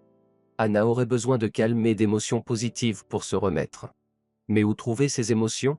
Les jours suivants, la grand-mère Johanna entoura Anna de soins et d'attention. Comme une mère, elle prenait soin d'elle avec chaleur, et Jonah se blottissait toujours contre sa mère. Anna étreignait son fils, comprenant à quel point elle était nécessaire pour lui, qu'elle devait être forte pour lui. Mais elle n'avait aucune force. Le père Jean prenait aussi soin d'Anna. Il parlait longuement, et ses conversations ont probablement joué un rôle. Anna s'est résignée à la perte de sa fille, comme à tout ce qui lui était arrivé. Puis elle regarda le père Jean d'un autre œil. Le père Jean, un homme jeune, éduqué, courtois et honnête. Anna pouvait sentir sa chaleur et son souci pour elle, et son cœur s'attendrissait à sa voix. Elle attendait déjà avec impatience ces rencontres, ces conversations. Le père Jean se précipitait chez grand-mère Johanna, et il s'était lié d'amitié avec Jonah. Le prêtre l'emmenait à l'église et racontait de nombreuses histoires intéressantes. Le garçon était prêt à écouter le père Jean pendant des heures et à le suivre partout. Tout cela n'échappait pas au regard attentif de grand-mère Johanna. Un jour, elle entama une conversation avec Anna. « Probablement, Anna, vous allez bientôt déménager de chez moi avec Jonah ?» demanda-t-elle malicieusement en plissant les yeux. « Comment? Où ?» s'étonna Anna. « Nous vous dérangeons ?» Grand-mère Johanna, ne pensez pas ça, je ne vais pas vous laisser subvenir à mes besoins. Le père Jean m'a dit qu'il y avait une place à la bibliothèque. Le directeur m'a déjà invité pour un entretien après-demain. Oh non, ma chérie. Se défendit grand-mère Johanna. Toi, et Jonah est une joie pour moi, mais ce n'est pas la question. Je vois que Jean te plaît. Et tu lui plais. Qu'est-ce que vous dites? Rougit Anna. Je n'ai même pas pensé à cela. Oh, allons, ne me cache rien, répliqua grand-mère Johanna. Je pense que lorsque l'âme est attirée par quelqu'un, il ne faut pas repousser ce sentiment. Anna regarda pensivement grand-mère Johanna, puis soupira lourdement. Grand-mère Johanna, il est prêtre. Et alors? Haussa les épaules grand-mère Johanna. C'est d'abord un homme, et il ne te voit pas seulement comme une paroissienne. Il est amoureux de toi, j'en suis sûr. Et elle avait raison, la vieille dame. Un an plus tard, Anna épousa Jean. Maintenant, elle avait une nouvelle vie. Et cette vie s'est avérée plutôt agréable. Anna a quitté la bibliothèque. Elle était maintenant baptisée et mère à l'église. Elle donnait des cours du dimanche aux enfants de la localité. Avec Jean, tout était en harmonie. Jonah était ravi. Il avait un papa tellement extraordinaire. Il se souvenait encore de son premier père, qui était aussi très bien.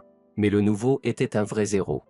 Ancien parachutiste, maintenant prêtre, Jean était devenu un modèle de comportement pour le garçon. 5 ans ont passé. Pendant cette période, Anna a donné naissance à un autre fils et à une fille. Elle aimait ses enfants de tout son cœur. Jean était un bon père, aimant et attentionné. Jonah, en tant qu'aîné, ne se sentait jamais négligé et adorait son petit frère et sa petite sœur.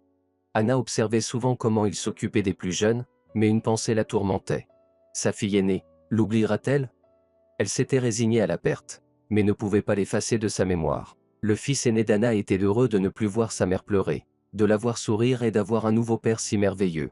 Mais les souvenirs du passé étaient solidement ancrés dans l'esprit de l'enfant. Il se souvenait de sa petite sœur Christin, de son père Martin, de comment sa mère criait au parc, puis pleurait longtemps, et il partait quelque part. Cette période de sa vie était gravée dans son esprit. Ce qui avait été effrayant. Puis le père Jean était apparu et tout s'était arrangé. Lorsque Jonah avait 12 ans, le père Jean lui a parlé pour la première fois de sa future profession. « Je serai comme toi, prêtre », répondit le garçon sans hésiter. Jean sourit et hocha la tête, puis dit « Ne te précipite pas, mon fils, dans le choix de ta vocation. Le chemin vers l'Église est propre à chacun. Et tu as encore un autre chemin à parcourir pour comprendre ce à quoi ton âme aspire. Pour l'instant, tu veux simplement me copier, mais ce n'est pas nécessaire. Mais j'aime être à l'église, t'aider, j'aime l'odeur de la cire, objecta Jonah. Ce n'est pas suffisant. Réfléchis mieux. Il y a du temps. J'ai décidé d'organiser un club patriotique militaire à l'école du dimanche. Je voulais le faire depuis longtemps, mais je n'avais pas le temps. Il y avait aussi beaucoup de paperasse à gérer. Mais maintenant, tout est réglé. Je vais bientôt recruter des enfants. Que feront-ils? Lire des prières? Et ça aussi, sourit Jean, puis ajouta sérieusement. Mais surtout, ils apprendront à être de vrais guerriers, car le véritable orthodoxe est d'abord un guerrier, un défenseur de sa patrie. Et tu penses que je peux y arriver? Demanda Jonah timidement et réfléchit.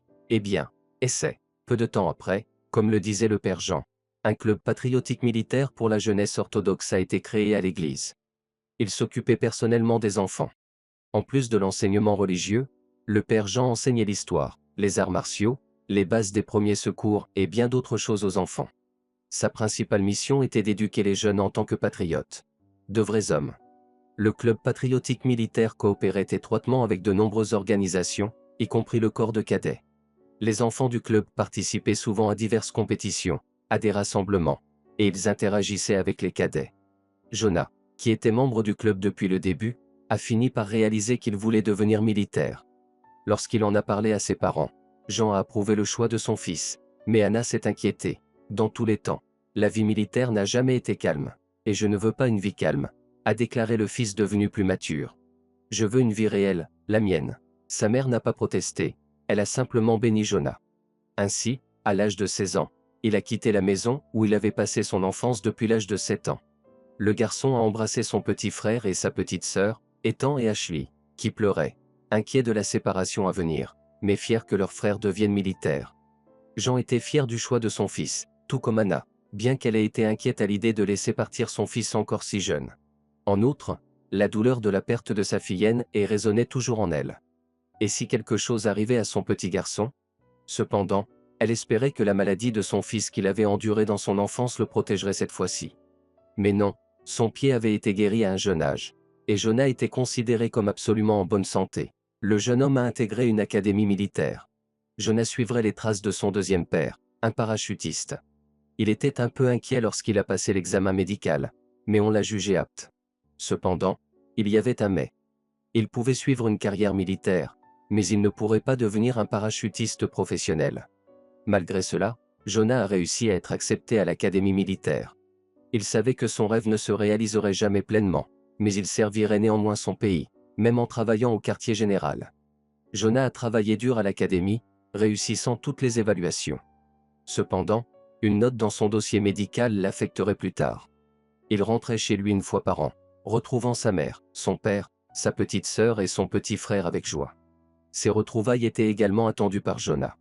Lors d'une de ses visites, il a eu une conversation avec Anna qui a rouvert douloureusement des souvenirs. « Maman, je me souviens d'elle, a dit Jonah. De qui? De Christin, ma grande sœur. Je n'oublie jamais Christin, a admis Anna en soupirant lourdement.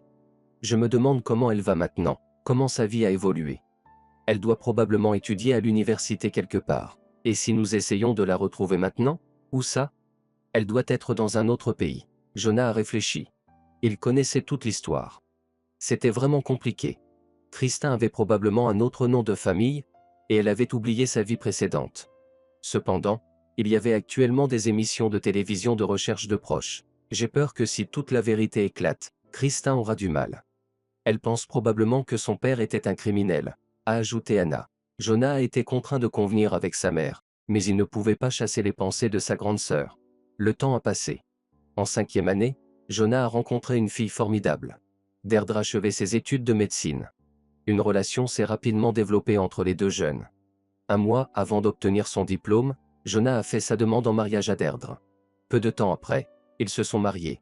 Cependant, leur lune de miel a été de courte durée, car une semaine après le mariage, Jonah est parti en mission. Lorsqu'il est revenu 3 mois plus tard, Deirdre a annoncé une grande nouvelle. Ils allaient bientôt devenir parents. Un mois avant la naissance de leur fille, Jonah a été muté dans la petite ville où il était né. Jonah était légèrement désorienté. Il était étrange de se retrouver dans l'endroit où il avait passé ses premières années de vie. Il avait quelques souvenirs du passé, mais tout semblait étranger, différent. Jonah a même retrouvé la maison où il vivait.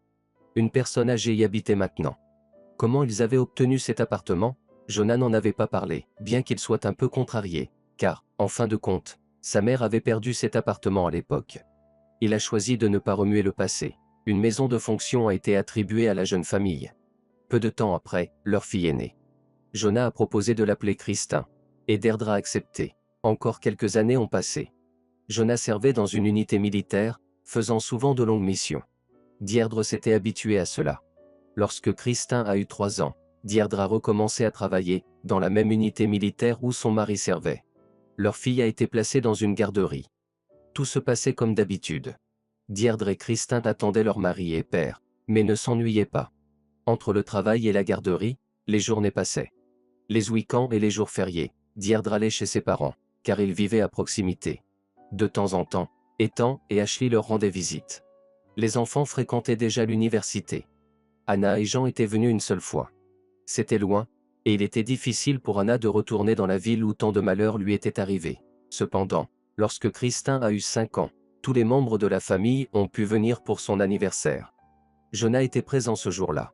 Le matin, ils ont emmené Christin à la garderie, décidant de la laisser à l'écart des préparatifs de la fête. Deirdre, sa mère et Anna préparaient la table de fête. Ashley, Ethan et Jean décoraient l'appartement. Jonah était à l'unité. Ce soir-là, il a obtenu une permission anticipée, car sa femme l'avait spécialement demandé pour aller chercher leur fille à la garderie. Christin est sortie du groupe de la garderie, toute heureuse. Elle tenait quelques dessins dans ses mains. « Les enfants m'ont félicité », dit-elle joyeusement, en tendant les dessins à son père. Il s'agissait de dessins d'enfants représentant un gâteau d'anniversaire. Certains ressemblaient à des ballons, d'autres essayaient de dessiner Christin. Jonah souriait en regardant les dessins et n'a pas immédiatement remarqué le garçon qui était sorti du groupe après Christin. Le garçon s'est approché d'elle et l'a enlacée. « Christin, auras-tu un gâteau aujourd'hui » demanda-t-il. « Oui », répondit-elle joyeusement. « Un énorme gâteau, ma maman me l'a dit. Et des cadeaux, et des cadeaux. Papa m'a promis de m'offrir un ours en peluche, comme ça. » dit la petite fille en levant les bras et en sautant. « Non, ça n'existe pas. » secoua la tête le garçon. « Si, Jonah, ça existe, boude Christin, se tournant vers son père. « Papa, dis-le. »« Oui, oui, ça existe, dit Jonah, se détachant des dessins. »« Christin, arrête de te vanter, préparons-nous à rentrer à la maison. » La petite fille courut vers son père, et ils fouillèrent dans le tiroir des vêtements. Le garçon, lui, les regardait. « Si tu étais ma sœur, tu m'inviterais à la fête, n'est-ce pas ?» demanda-t-il soudain à la petite fille. Sans attendre de réponse, il poursuivit. « Je te chanterai une chanson, tu veux ?» Et il se mit à chanter. « Je suis prêt à me jeter dans l'océan avec élan. Je suis prêt à gravir un volcan sans peur. Je ne crains aucune bête. Mais avoir une petite sœur, c'est pire qu'un obus. » « C'est une chanson de fille, » répondit Christin par-dessus son épaule. Puis elle se retourna et tira la langue. Entendant la chanson, Jonah s'immobilisa sur place.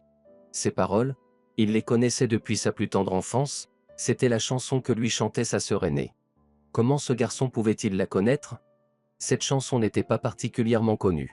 Jonah s'approcha de l'enfant, s'accroupit devant lui et plongea son regard dans ses yeux. « Garçon, où as-tu entendu cette chanson ?» demanda-t-il. « Ma maman me la chantait », répondit doucement le garçon, baissant les yeux. On aurait dit qu'il allait éclater en sanglots. « Ta maman? Où est-elle ? » « Ma maman est à l'hôpital. »« Mon petit, comment elle s'appelle ?»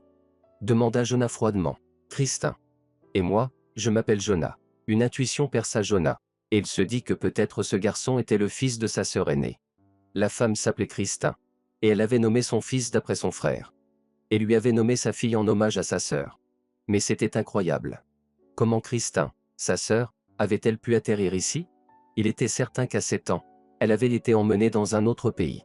La responsable de la crèche sortit du groupe. En voyant le garçon, elle secoua la tête. « Jonah Ross, tu t'es échappé encore une fois? Je t'ai dit de jouer avec la petite voiture dans le coin. Viens, tu déranges Christin qui se prépare à rentrer à la maison. » « Eh bien, je pensais qu'il viendrait me chercher aussi, » répondit doucement l'enfant. « Jonah, ta grand-mère viendra plus tard, tu le sais bien, » soupira la responsable et prit l'enfant par la main. Pendant ce temps, Jonah, devenu adulte, restait là, réalisant ce qu'il venait d'entendre. Jonah Ross. C'était effectivement le nom de famille de Jordan. L'éducatrice et le petit garçon partirent vers le groupe, et Jonah, après avoir ordonné à sa fille de mettre des collants, les suivit. Il appela l'éducatrice et posa la question directe. « Où est la mère de ce garçon ? » « Christin est actuellement à l'hôpital, » répondit la femme en regardant le petit Jonah d'un air triste. « Il y a une semaine, elle a été renversée par une voiture. Le responsable a pris la fuite sans appeler les secours. Christin est actuellement à l'hôpital, et on ne sait pas si elle s'en sortira. Elle est dans le coma. »« Mon Dieu, quelle tragédie !» murmura Jonah, devenant pâle. Son cœur battait de plus en plus fort. Il était convaincu d'avoir rencontré son neveu et qu'il était sur le point de retrouver sa sœur aînée, Vous avez dit que la grand-mère viendra chercher le garçon. Mais quand? Elle vient généralement en fin de journée, marmonna l'éducatrice. Parfois, il m'arrive même de devoir l'attendre un peu plus longtemps. Elle travaille? Non.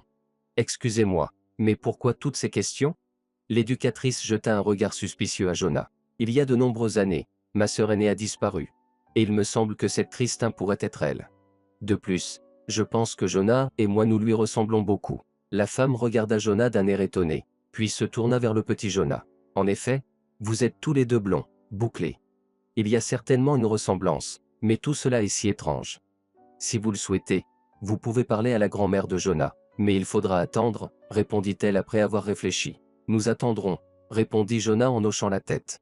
Bien sûr, Christin voulait rentrer chez elle pour la fête, mais Jonah la convainquit qu'il avait une affaire sérieuse à régler, presque une mission militaire.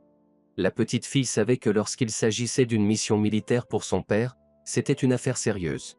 Soupirant lourdement, elle s'assit docilement sur un banc pour attendre. Les parents venaient chercher leurs enfants un par un, sauf le petit Jonah. Au début, il était dans la salle de jeu, puis il essaya plusieurs fois de sortir dans le hall, mais l'éducatrice le renvoyait à chaque fois. Finalement, elle haussa les épaules et dit qu'il pouvait rester avec Christin et son père pendant qu'elle planifierait les activités du lendemain. Il était déjà presque 8 heures du soir lorsque la porte de la crèche s'ouvrit et qu'une femme mal habillée, pas si vieille mais visiblement en mauvais état, entra. « Jonah, prépare-toi. » lança-t-elle depuis l'entrée. « Pourquoi n'es-tu pas encore habillé ?» Le garçon sursauta à sa voix. Puis, il alla docilement vers son casier. « Pardonnez-moi, » s'avança Jonah. « Je dois vous parler. Je ne sais tout simplement pas par où commencer. » « Commence par le début, » sourit la femme.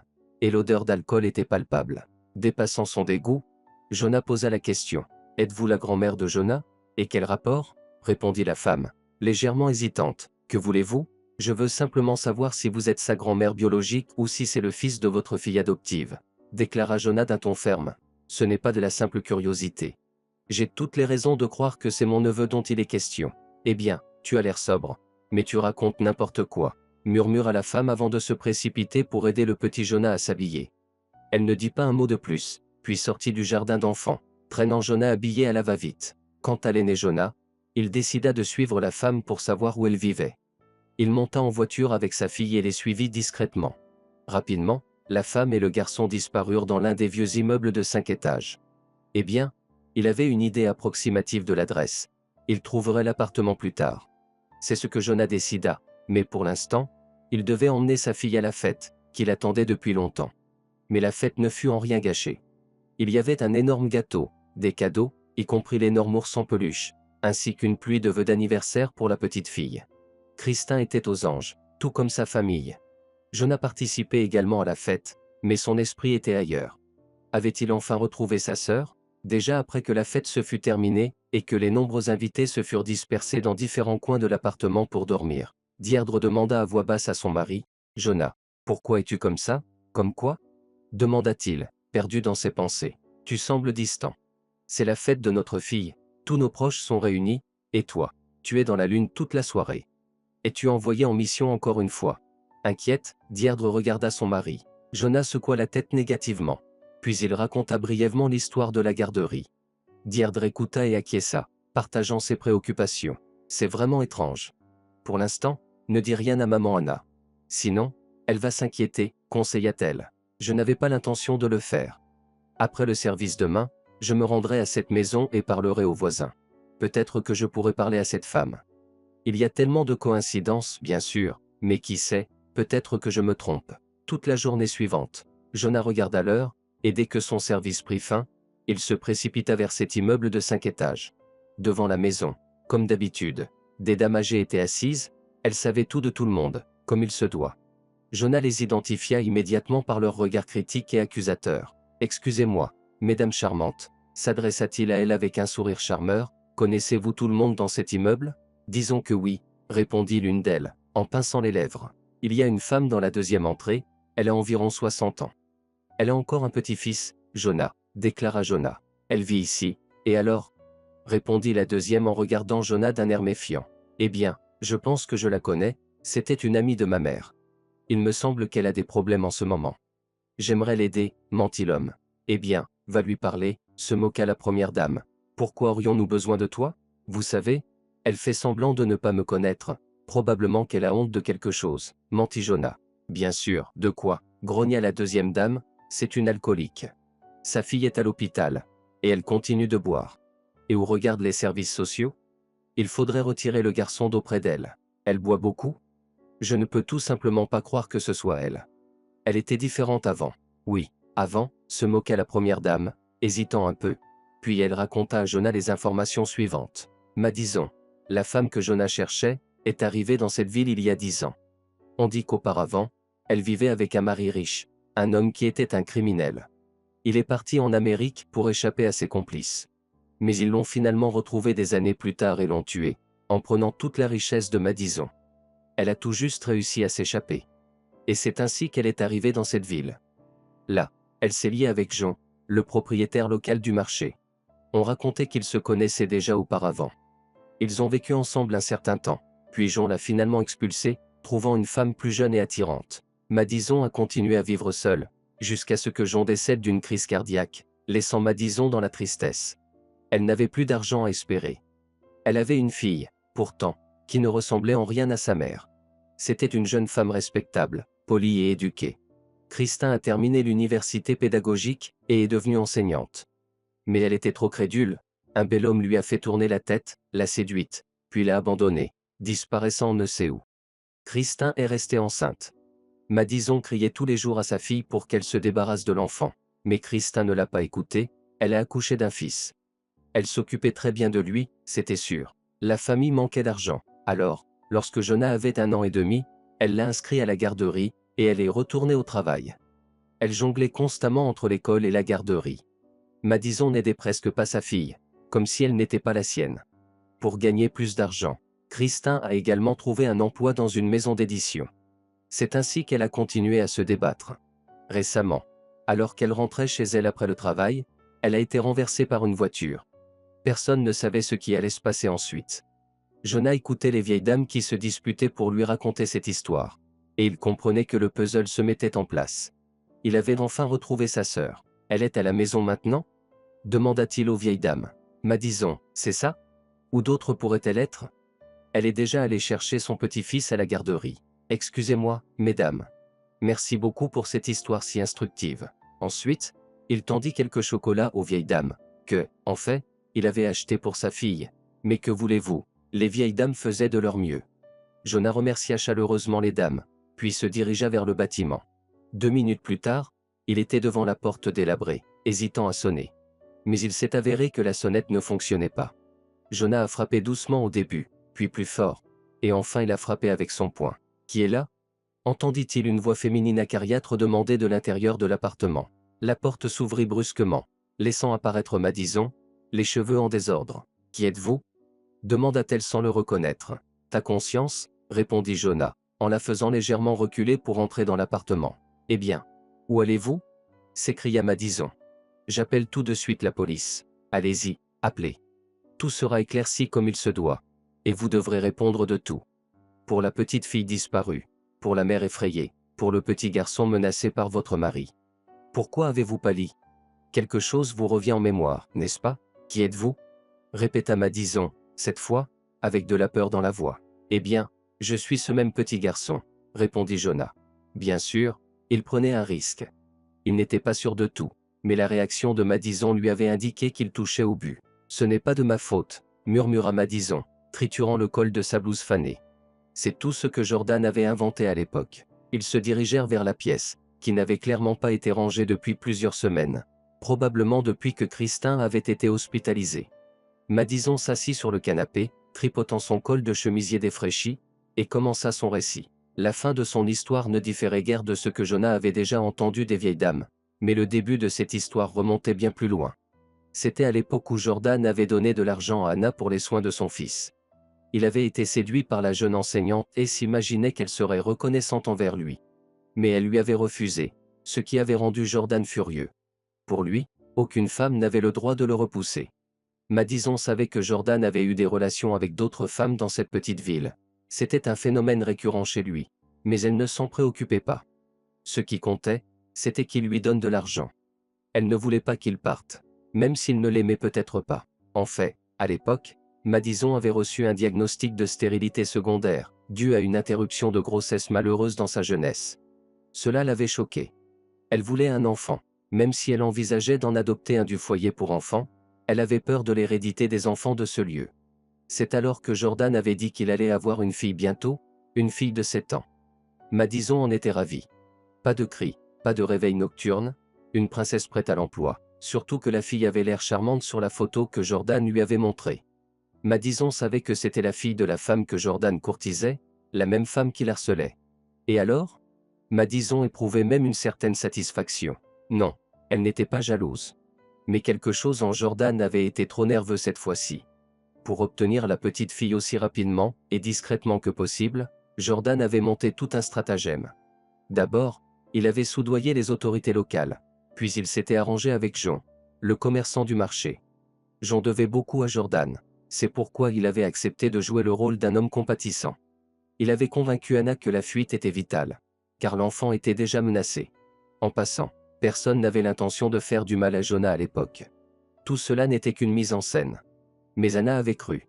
En remerciement de ses soins, elle avait laissé sa maison à Jean. Celui-ci, une fois Anna et son fils montés dans le train, avait aussitôt couru annoncer à Jordan que la mission était accomplie. Au même moment, une fausse lettre de refus d'Anna concernant sa fille avait déjà été rédigée. Au service de protection de l'enfance, il y avait aussi des personnes avides d'argent. Mais Jordan n'a pas hésité à dépenser, et bientôt Christin est devenue officiellement la fille de Jordan et Madison. Jean a vendu l'appartement d'Anna et Martin, et était lui aussi satisfait de la situation qui se dessinait.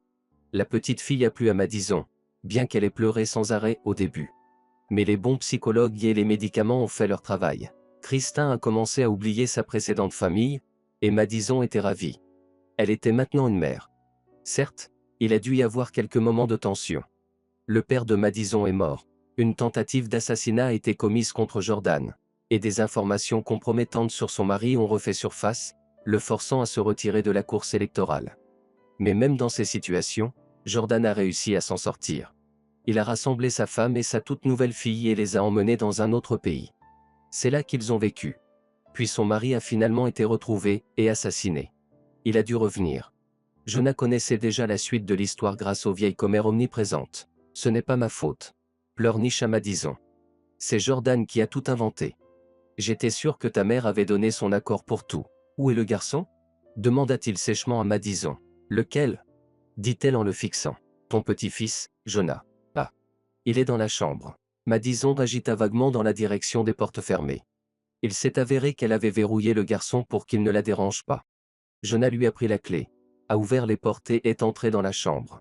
Le petit Jonah était assis, recroquevillé dans un coin. Salut. Essaya de sourire l'adulte Jonah. Tu me reconnais? Vous êtes le papa de Christin, murmura doucement le garçon. C'est ça. Et tu veux que je te révèle un secret? Je suis ton oncle. Oncle. Le mien? Comment ça? Les yeux de l'enfant se sont soudainement éclairés. Ton oncle de sang. Oncle, emmène-moi loin d'ici.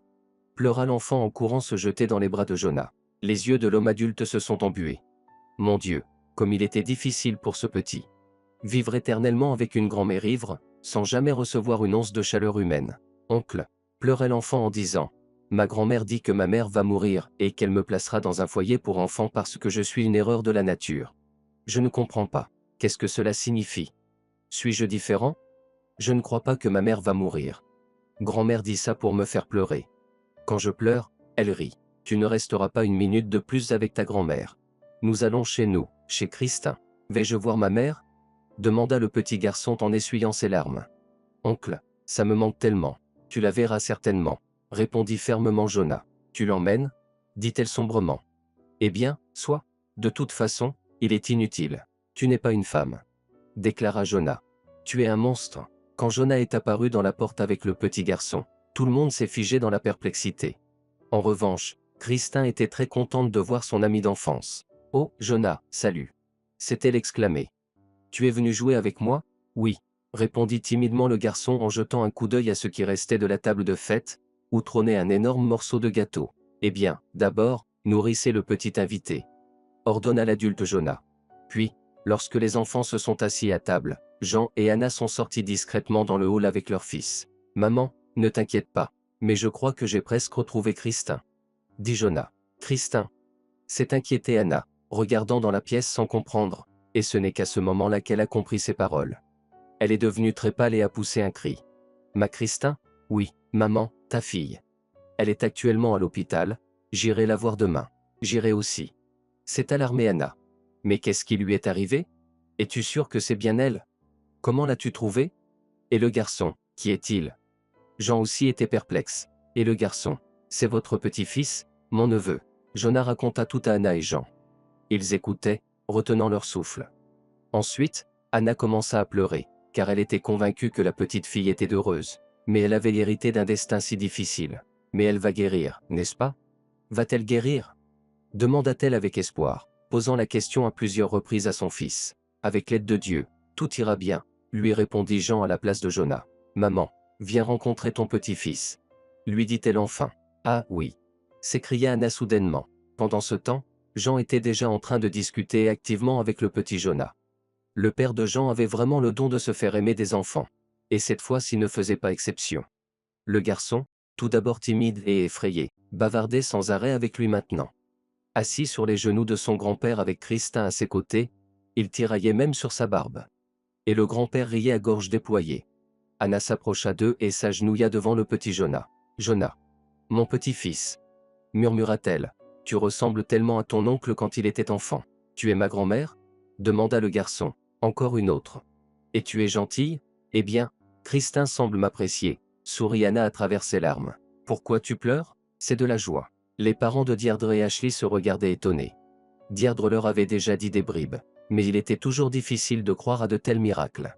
Bientôt, le petit Jonah avait fait connaissance avec toute la famille. Il avait 2 oncles, 2 tantes, et même 2 grands-pères, dont l'un, le plus intéressant, avec une barbe qui ressemblait à celle du Père Noël. Cependant, Christin avait dit que ce n'était pas le Père Noël, mais son père. C'est fascinant. Père. Il y avait aussi 2 grands-mères, mais Anna l'embrassait, et le câlinait particulièrement. Madison ne l'avait jamais étreint de cette manière, et encore moins l'avait embrassé. Tout se serait bien passé dans cette histoire si la Christin adulte avait été avec eux. Mais il fallait encore la retrouver. Jonah n'avait pas vraiment compris dans quelle clinique elle se trouvait, malgré ses liens. Cependant, il a fini par apprendre où elle se trouvait. Le lendemain, lui, Anna et Jean s'y rendirent. Le médecin ne voulait pas les laisser entrer, disant que c'était une salle de réanimation et que c'était déjà tard. Mais finalement, grâce aux supplications de Jean, il céda. Vous avez raison, marmonna-t-il. Maintenant, seule une prière pourra l'aider. Tout ce que nous avons pu faire, nous l'avons fait. Ils entrèrent dans la salle de soins intensifs. Christin était allongé avec la tête bandée, entouré de fils et de tubes. En la voyant, le cœur d'Anna se serra, et elle se souvint de l'époque où Martin était allongé de la même manière. « Seigneur, aide ma petite fille », supplia-t-elle silencieusement, « je viens de la retrouver. » Ne la reprends pas. Il n'y avait plus de doute que c'était sa fille. Même avec la tête bandée et les yeux fermés, Christin ressemblait beaucoup à Anna dans sa jeunesse, et tout le monde le remarqua. « Ma fille, ma chérie », murmura Anna en s'agenouillant devant elle, l'embrassant sur les mains, « je suis là. Maman est là. Ma fille, entends-moi. Je suis là. » Jonah se tenait également près d'elle, regardant sa sœur. Pendant de nombreuses années, il avait imaginé leur rencontre, mais il ne pensait pas que ça se passerait comme ça. « Ma petite sœur, ma bien-aimée. Je suis ce Jonah avec qui tu chantais des chansons, jouais, dessinais. Christin, c'est moi, nous t'avons trouvé. » murmura-t-il. Le père de Jean se tenait silencieusement, pensant à quelque chose. « Est-elle baptisée ?» demanda le père de Jean. « Je ne sais pas, » sanglota Anna, « je ne l'ai pas baptisée. J'ai accepté le rite avec mon fils quand j'ai commencé à communiquer avec vous, père. Je ne pense pas que le bandit Jordan ait pensé à l'âme de ma fille. Ni sa femme non plus. Je pense aussi, approuva Jonah. Eh bien, nous ferons le baptême aujourd'hui même, déclara Jean avec détermination. De toute façon, cela ne peut pas lui faire de mal. Docteur, me permettez-vous de tout préparer ici? Le médecin fit un signe de la main. Que le père essaie au moins, dit-il. Nous avons épuisé toutes les autres options. Laissons-le faire. Tous les moyens des médecins étaient déjà épuisés. Le père de Jean s'éloigna un instant, puis revint avec tout ce qui était nécessaire pour le baptême. Il était déjà tard dans la nuit lorsque Christin fut baptisé. Ensuite, Jean passa beaucoup de temps à prier au chevet de la malade, et Anna pria aussi, tout comme Jonah qui chuchotait des prières. On dit qu'il n'y a pas d'athée dans les tranchées ni dans les avions en chute libre, et c'est pourquoi tout le monde croyait au miracle près du lit de la mourante. Dans la famille de Jean, il savait que de tels miracles pouvaient se produire. Dès que l'aube se leva, Le médecin demanda à tout le monde de partir. Le chef du service allait bientôt arriver, et il ne serait pas ravi de trouver autant de gens dans la salle de soins intensifs. Puis-je rester? Demanda Jonah. Je resterai assis tranquillement. Il vaut mieux que j'y aille, objecta Anna. Non, maman, tu es à peine debout, répondit Jonah. Toi et père, allez chez nous. J'ai déjà appelé un taxi. Et toi? Tu es censé être au travail, gronda Jean. J'ai pris 2 jours de congé, je t'ai oublié le dire. Allez, reposez-vous. Maman, l'essentiel, c'est que nous ayons retrouvé Christin. Et tout le reste est entre les mains de Dieu. Tu as raison, mon fils. Répondit Jean pour elle. Partons. Chez notre petit-fils et notre petite-fille. Ils partirent, et Jonah resta près du lit de la malade. Christin respirait paisiblement, et il semblait que d'un instant à l'autre, elle ouvrirait les yeux. Cependant, cela ne se produisit pas. Jonah ne se rendit pas compte de quand il avait posé la tête sur le dossier de la chaise voisine, s'endormant, une main sous sa tête, l'autre tenant légèrement la main de sa sœur. Jonah commença même à rêver d'un rêve, quand soudain il sentit comme un papillon bougeant dans sa paume. Il toucha doucement sa peau de ses ailes, puis s'immobilisa, puis se remit à bouger. Jonah ouvrit les yeux et faillit crier de joie. Sa sœur remuait les doigts. D'abord un, puis un autre. Jonah sortit de la salle. « Docteur, ses doigts bougent. » dit-il, hors d'haleine. Le médecin, qui dormait sur un fauteuil, se leva précipitamment. « Ce n'est pas possible. » dit-il en se dirigeant vers la salle. « Vous devez vous tromper. Je ne voulais pas vous le dire devant la mère, mais l'état de la patiente est pratiquement désespéré. Mais elle bouge les doigts. » Le médecin s'approcha du lit de la patiente et se pencha au-dessus d'elle. « Non, vous devez rêver, » secoua-t-il la tête. Et c'est alors que Christin ouvrit les yeux. Jonah faillit crier de joie. Le médecin s'immobilisa sur place, puis demanda « Christin, m'entendez-vous »« J'entends », dit une voix faible, et c'était une victoire. Une victoire sur la mort. Les médecins se sont affairés. Les infirmières ont couru partout. Et Jonah a été escorté hors du service. On lui a promis qu'il serait autorisé à revenir dès que la femme se serait remise. Il descendit docilement au service des urgences et attendit. Il n'a pas encore appelé sa mère, bien qu'il en ait très envie. Non, qu'elle se repose, sa mère. Elle a tant souffert, il a dû attendre longtemps. Et Jonah a même réussi à s'endormir. Il fut réveillé lorsque quelqu'un le secoua par l'épaule. À côté de lui se tenait un médecin de soins intensifs. « Comment ça va » demanda Jonah, l'air inquiet. « La patiente est sortie du coma, c'est un véritable miracle. » Répondit le médecin. « Puis-je la voir ? Pas maintenant. Elle est encore très faible. De fortes émotions pourraient annuler tous nos efforts. Soyez patient. Nous vous laisserons rentrer dans quelques jours. » Jonah rentra chez lui et annonça la bonne nouvelle à sa famille. Christin va survivre. Quelques jours plus tard, comme le docteur l'avait promis, Jonah, Anna et Jean furent autorisés à entrer dans le service. Ils avaient emmené avec eux le fils de Christin. Le petit Jonah était tellement heureux de cette rencontre imminente. Et quand il vit sa mère, complètement bandée, il resta figé sur place. « Maman, c'est toi » demanda-t-il timidement. « Mon chéri » répondit doucement Christin, « c'est moi. Ne sois pas effrayé. » Approche. Le petit garçon s'approcha prudemment de sa mère, et lui caressa la main. « Maman, tu m'as tellement manqué. » dit le garçon. « Je suis tellement heureux que tu te sois réveillé. C'est bien, mon chéri. Comment as-tu fait sans moi? C'est bien maintenant. J'ai trouvé grand-mère Anna et oncle Jonah. Et j'ai une petite sœur aussi. Elle s'appelle Christin comme toi. Je ne comprends pas, murmura la femme. Et c'est alors qu'Anna ne put plus tenir et s'approcha du lit. Christin, ma fille, c'est moi, ta mère. Ta vraie mère. Maman, murmura Christin de la même manière. Mais comment? On m'a dit que tu étais morte. Ma chérie. Je suis vivante et Jonah aussi. Mais laissez-nous parler de tout cela plus tard. Nous te raconterons tout. Et maintenant, remets-toi. Nous te rendrons visite. Et ne t'inquiète pas, ton petit garçon est désormais avec nous. Personne ne lui fera de mal. Merci. Répondit doucement Christin. Elle avait l'impression que ce n'était qu'une sorte de vision, une conséquence de la blessure.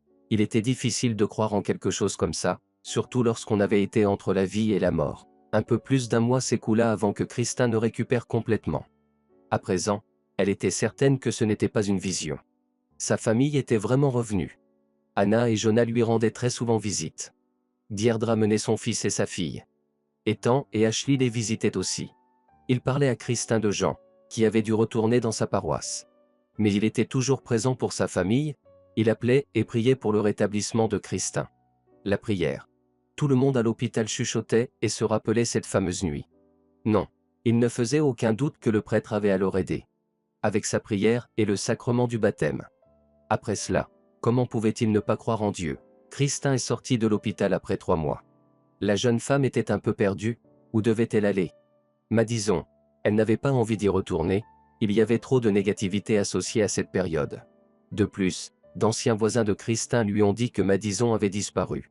Peut-être que si Christin n'avait pas su toute la vérité, elle aurait cherché sa mère adoptive. Mais pas maintenant. Madison était aussi coupable de sa séparation d'avec sa famille, et elle lui avait menti pendant de nombreuses années. Ma maison est ta maison, lui dit son frère. Et sa femme était entièrement d'accord. Christin a peu partagé sa propre histoire, mais une fois chez son frère, lors d'un moment autour d'une tasse de thé, elle a raconté tout ce qu'elle avait dû endurer.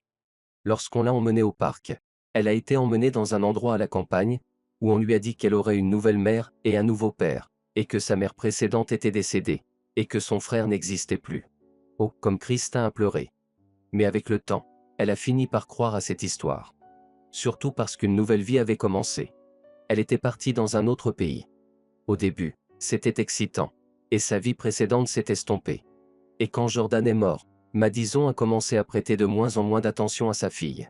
Elle criait souvent qu'elle la mettrait dans un orphelinat, mais pour une raison quelconque, elle ne l'a jamais fait. Il y avait peut-être quelque chose d'humain en elle. Quand Christin a grandi, elle a compris à quel point la distance entre elle et sa mère adoptive était grande.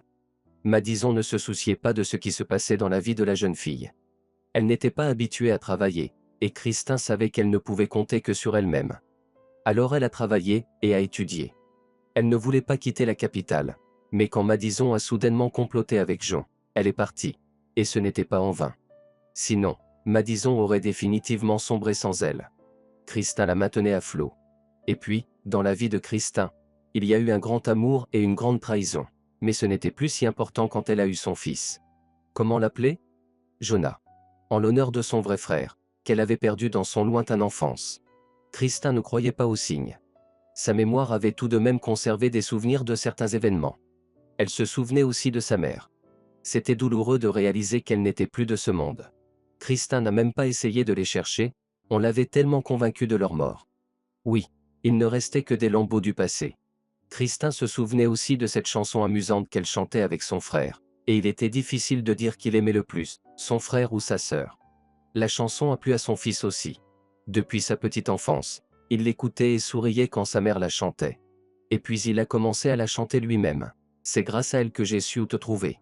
Avoua Christin à son frère. Excuse-moi de ne pas m'être décidé plus tôt. Nous pensions que tout allait bien pour toi. Nous ne voulions pas détruire ton bonheur. Le bonheur, sourit tristement Christin. Quel bonheur peut-il y avoir sans vous, mes chers? Un peu de temps s'est écoulé, puis Christin est parti avec le petit Jonah et Anna. Dans le village qui était devenu leur foyer. Christin a accepté que ce soit un endroit meilleur pour elle et son fils. Et c'était le cas. Bientôt, elle a trouvé un emploi dans une école. Jonah a commencé à aller à la maternelle. Et 1 an plus tard, Christin a rencontré son amour là-bas. Ben travaillait également à l'école. Le père Jean les a mariés. Une grande famille heureuse est devenue encore plus grande. C'était particulièrement bruyant dans la petite maison près de l'église l'été, lorsque tout le monde était en vacances. Les grands-parents et petits-enfants venaient rendre visite, ainsi qu'Ashley et Ethan avec leur fiancé. Et Deirdre a eu un petit garçon. Jonah était si fier. Son héritier grandissait. Le successeur de la dynastie militaire. Si Dieu le veut, il deviendra sûrement parachutiste. Christin était enceinte. Ben était prêt à la porter tout le temps. Christin lui a même fait des reproches, disant qu'elle n'était pas malade, juste enceinte. Les enfants, Christin et Jonah, aimaient tellement se retrouver chez grand-père et grand-mère. Jean et Anna, en regardant leur famille, ne faisaient que sourire. Mais la petite maison était devenue un peu étroite, il était peut-être temps d'en construire une plus grande. Mais cela dépendrait de la volonté de Dieu. Oui, cette famille a traversé de nombreuses épreuves et a réussi à se retrouver. Un miracle? Peut-être, mais cela arrive vraiment.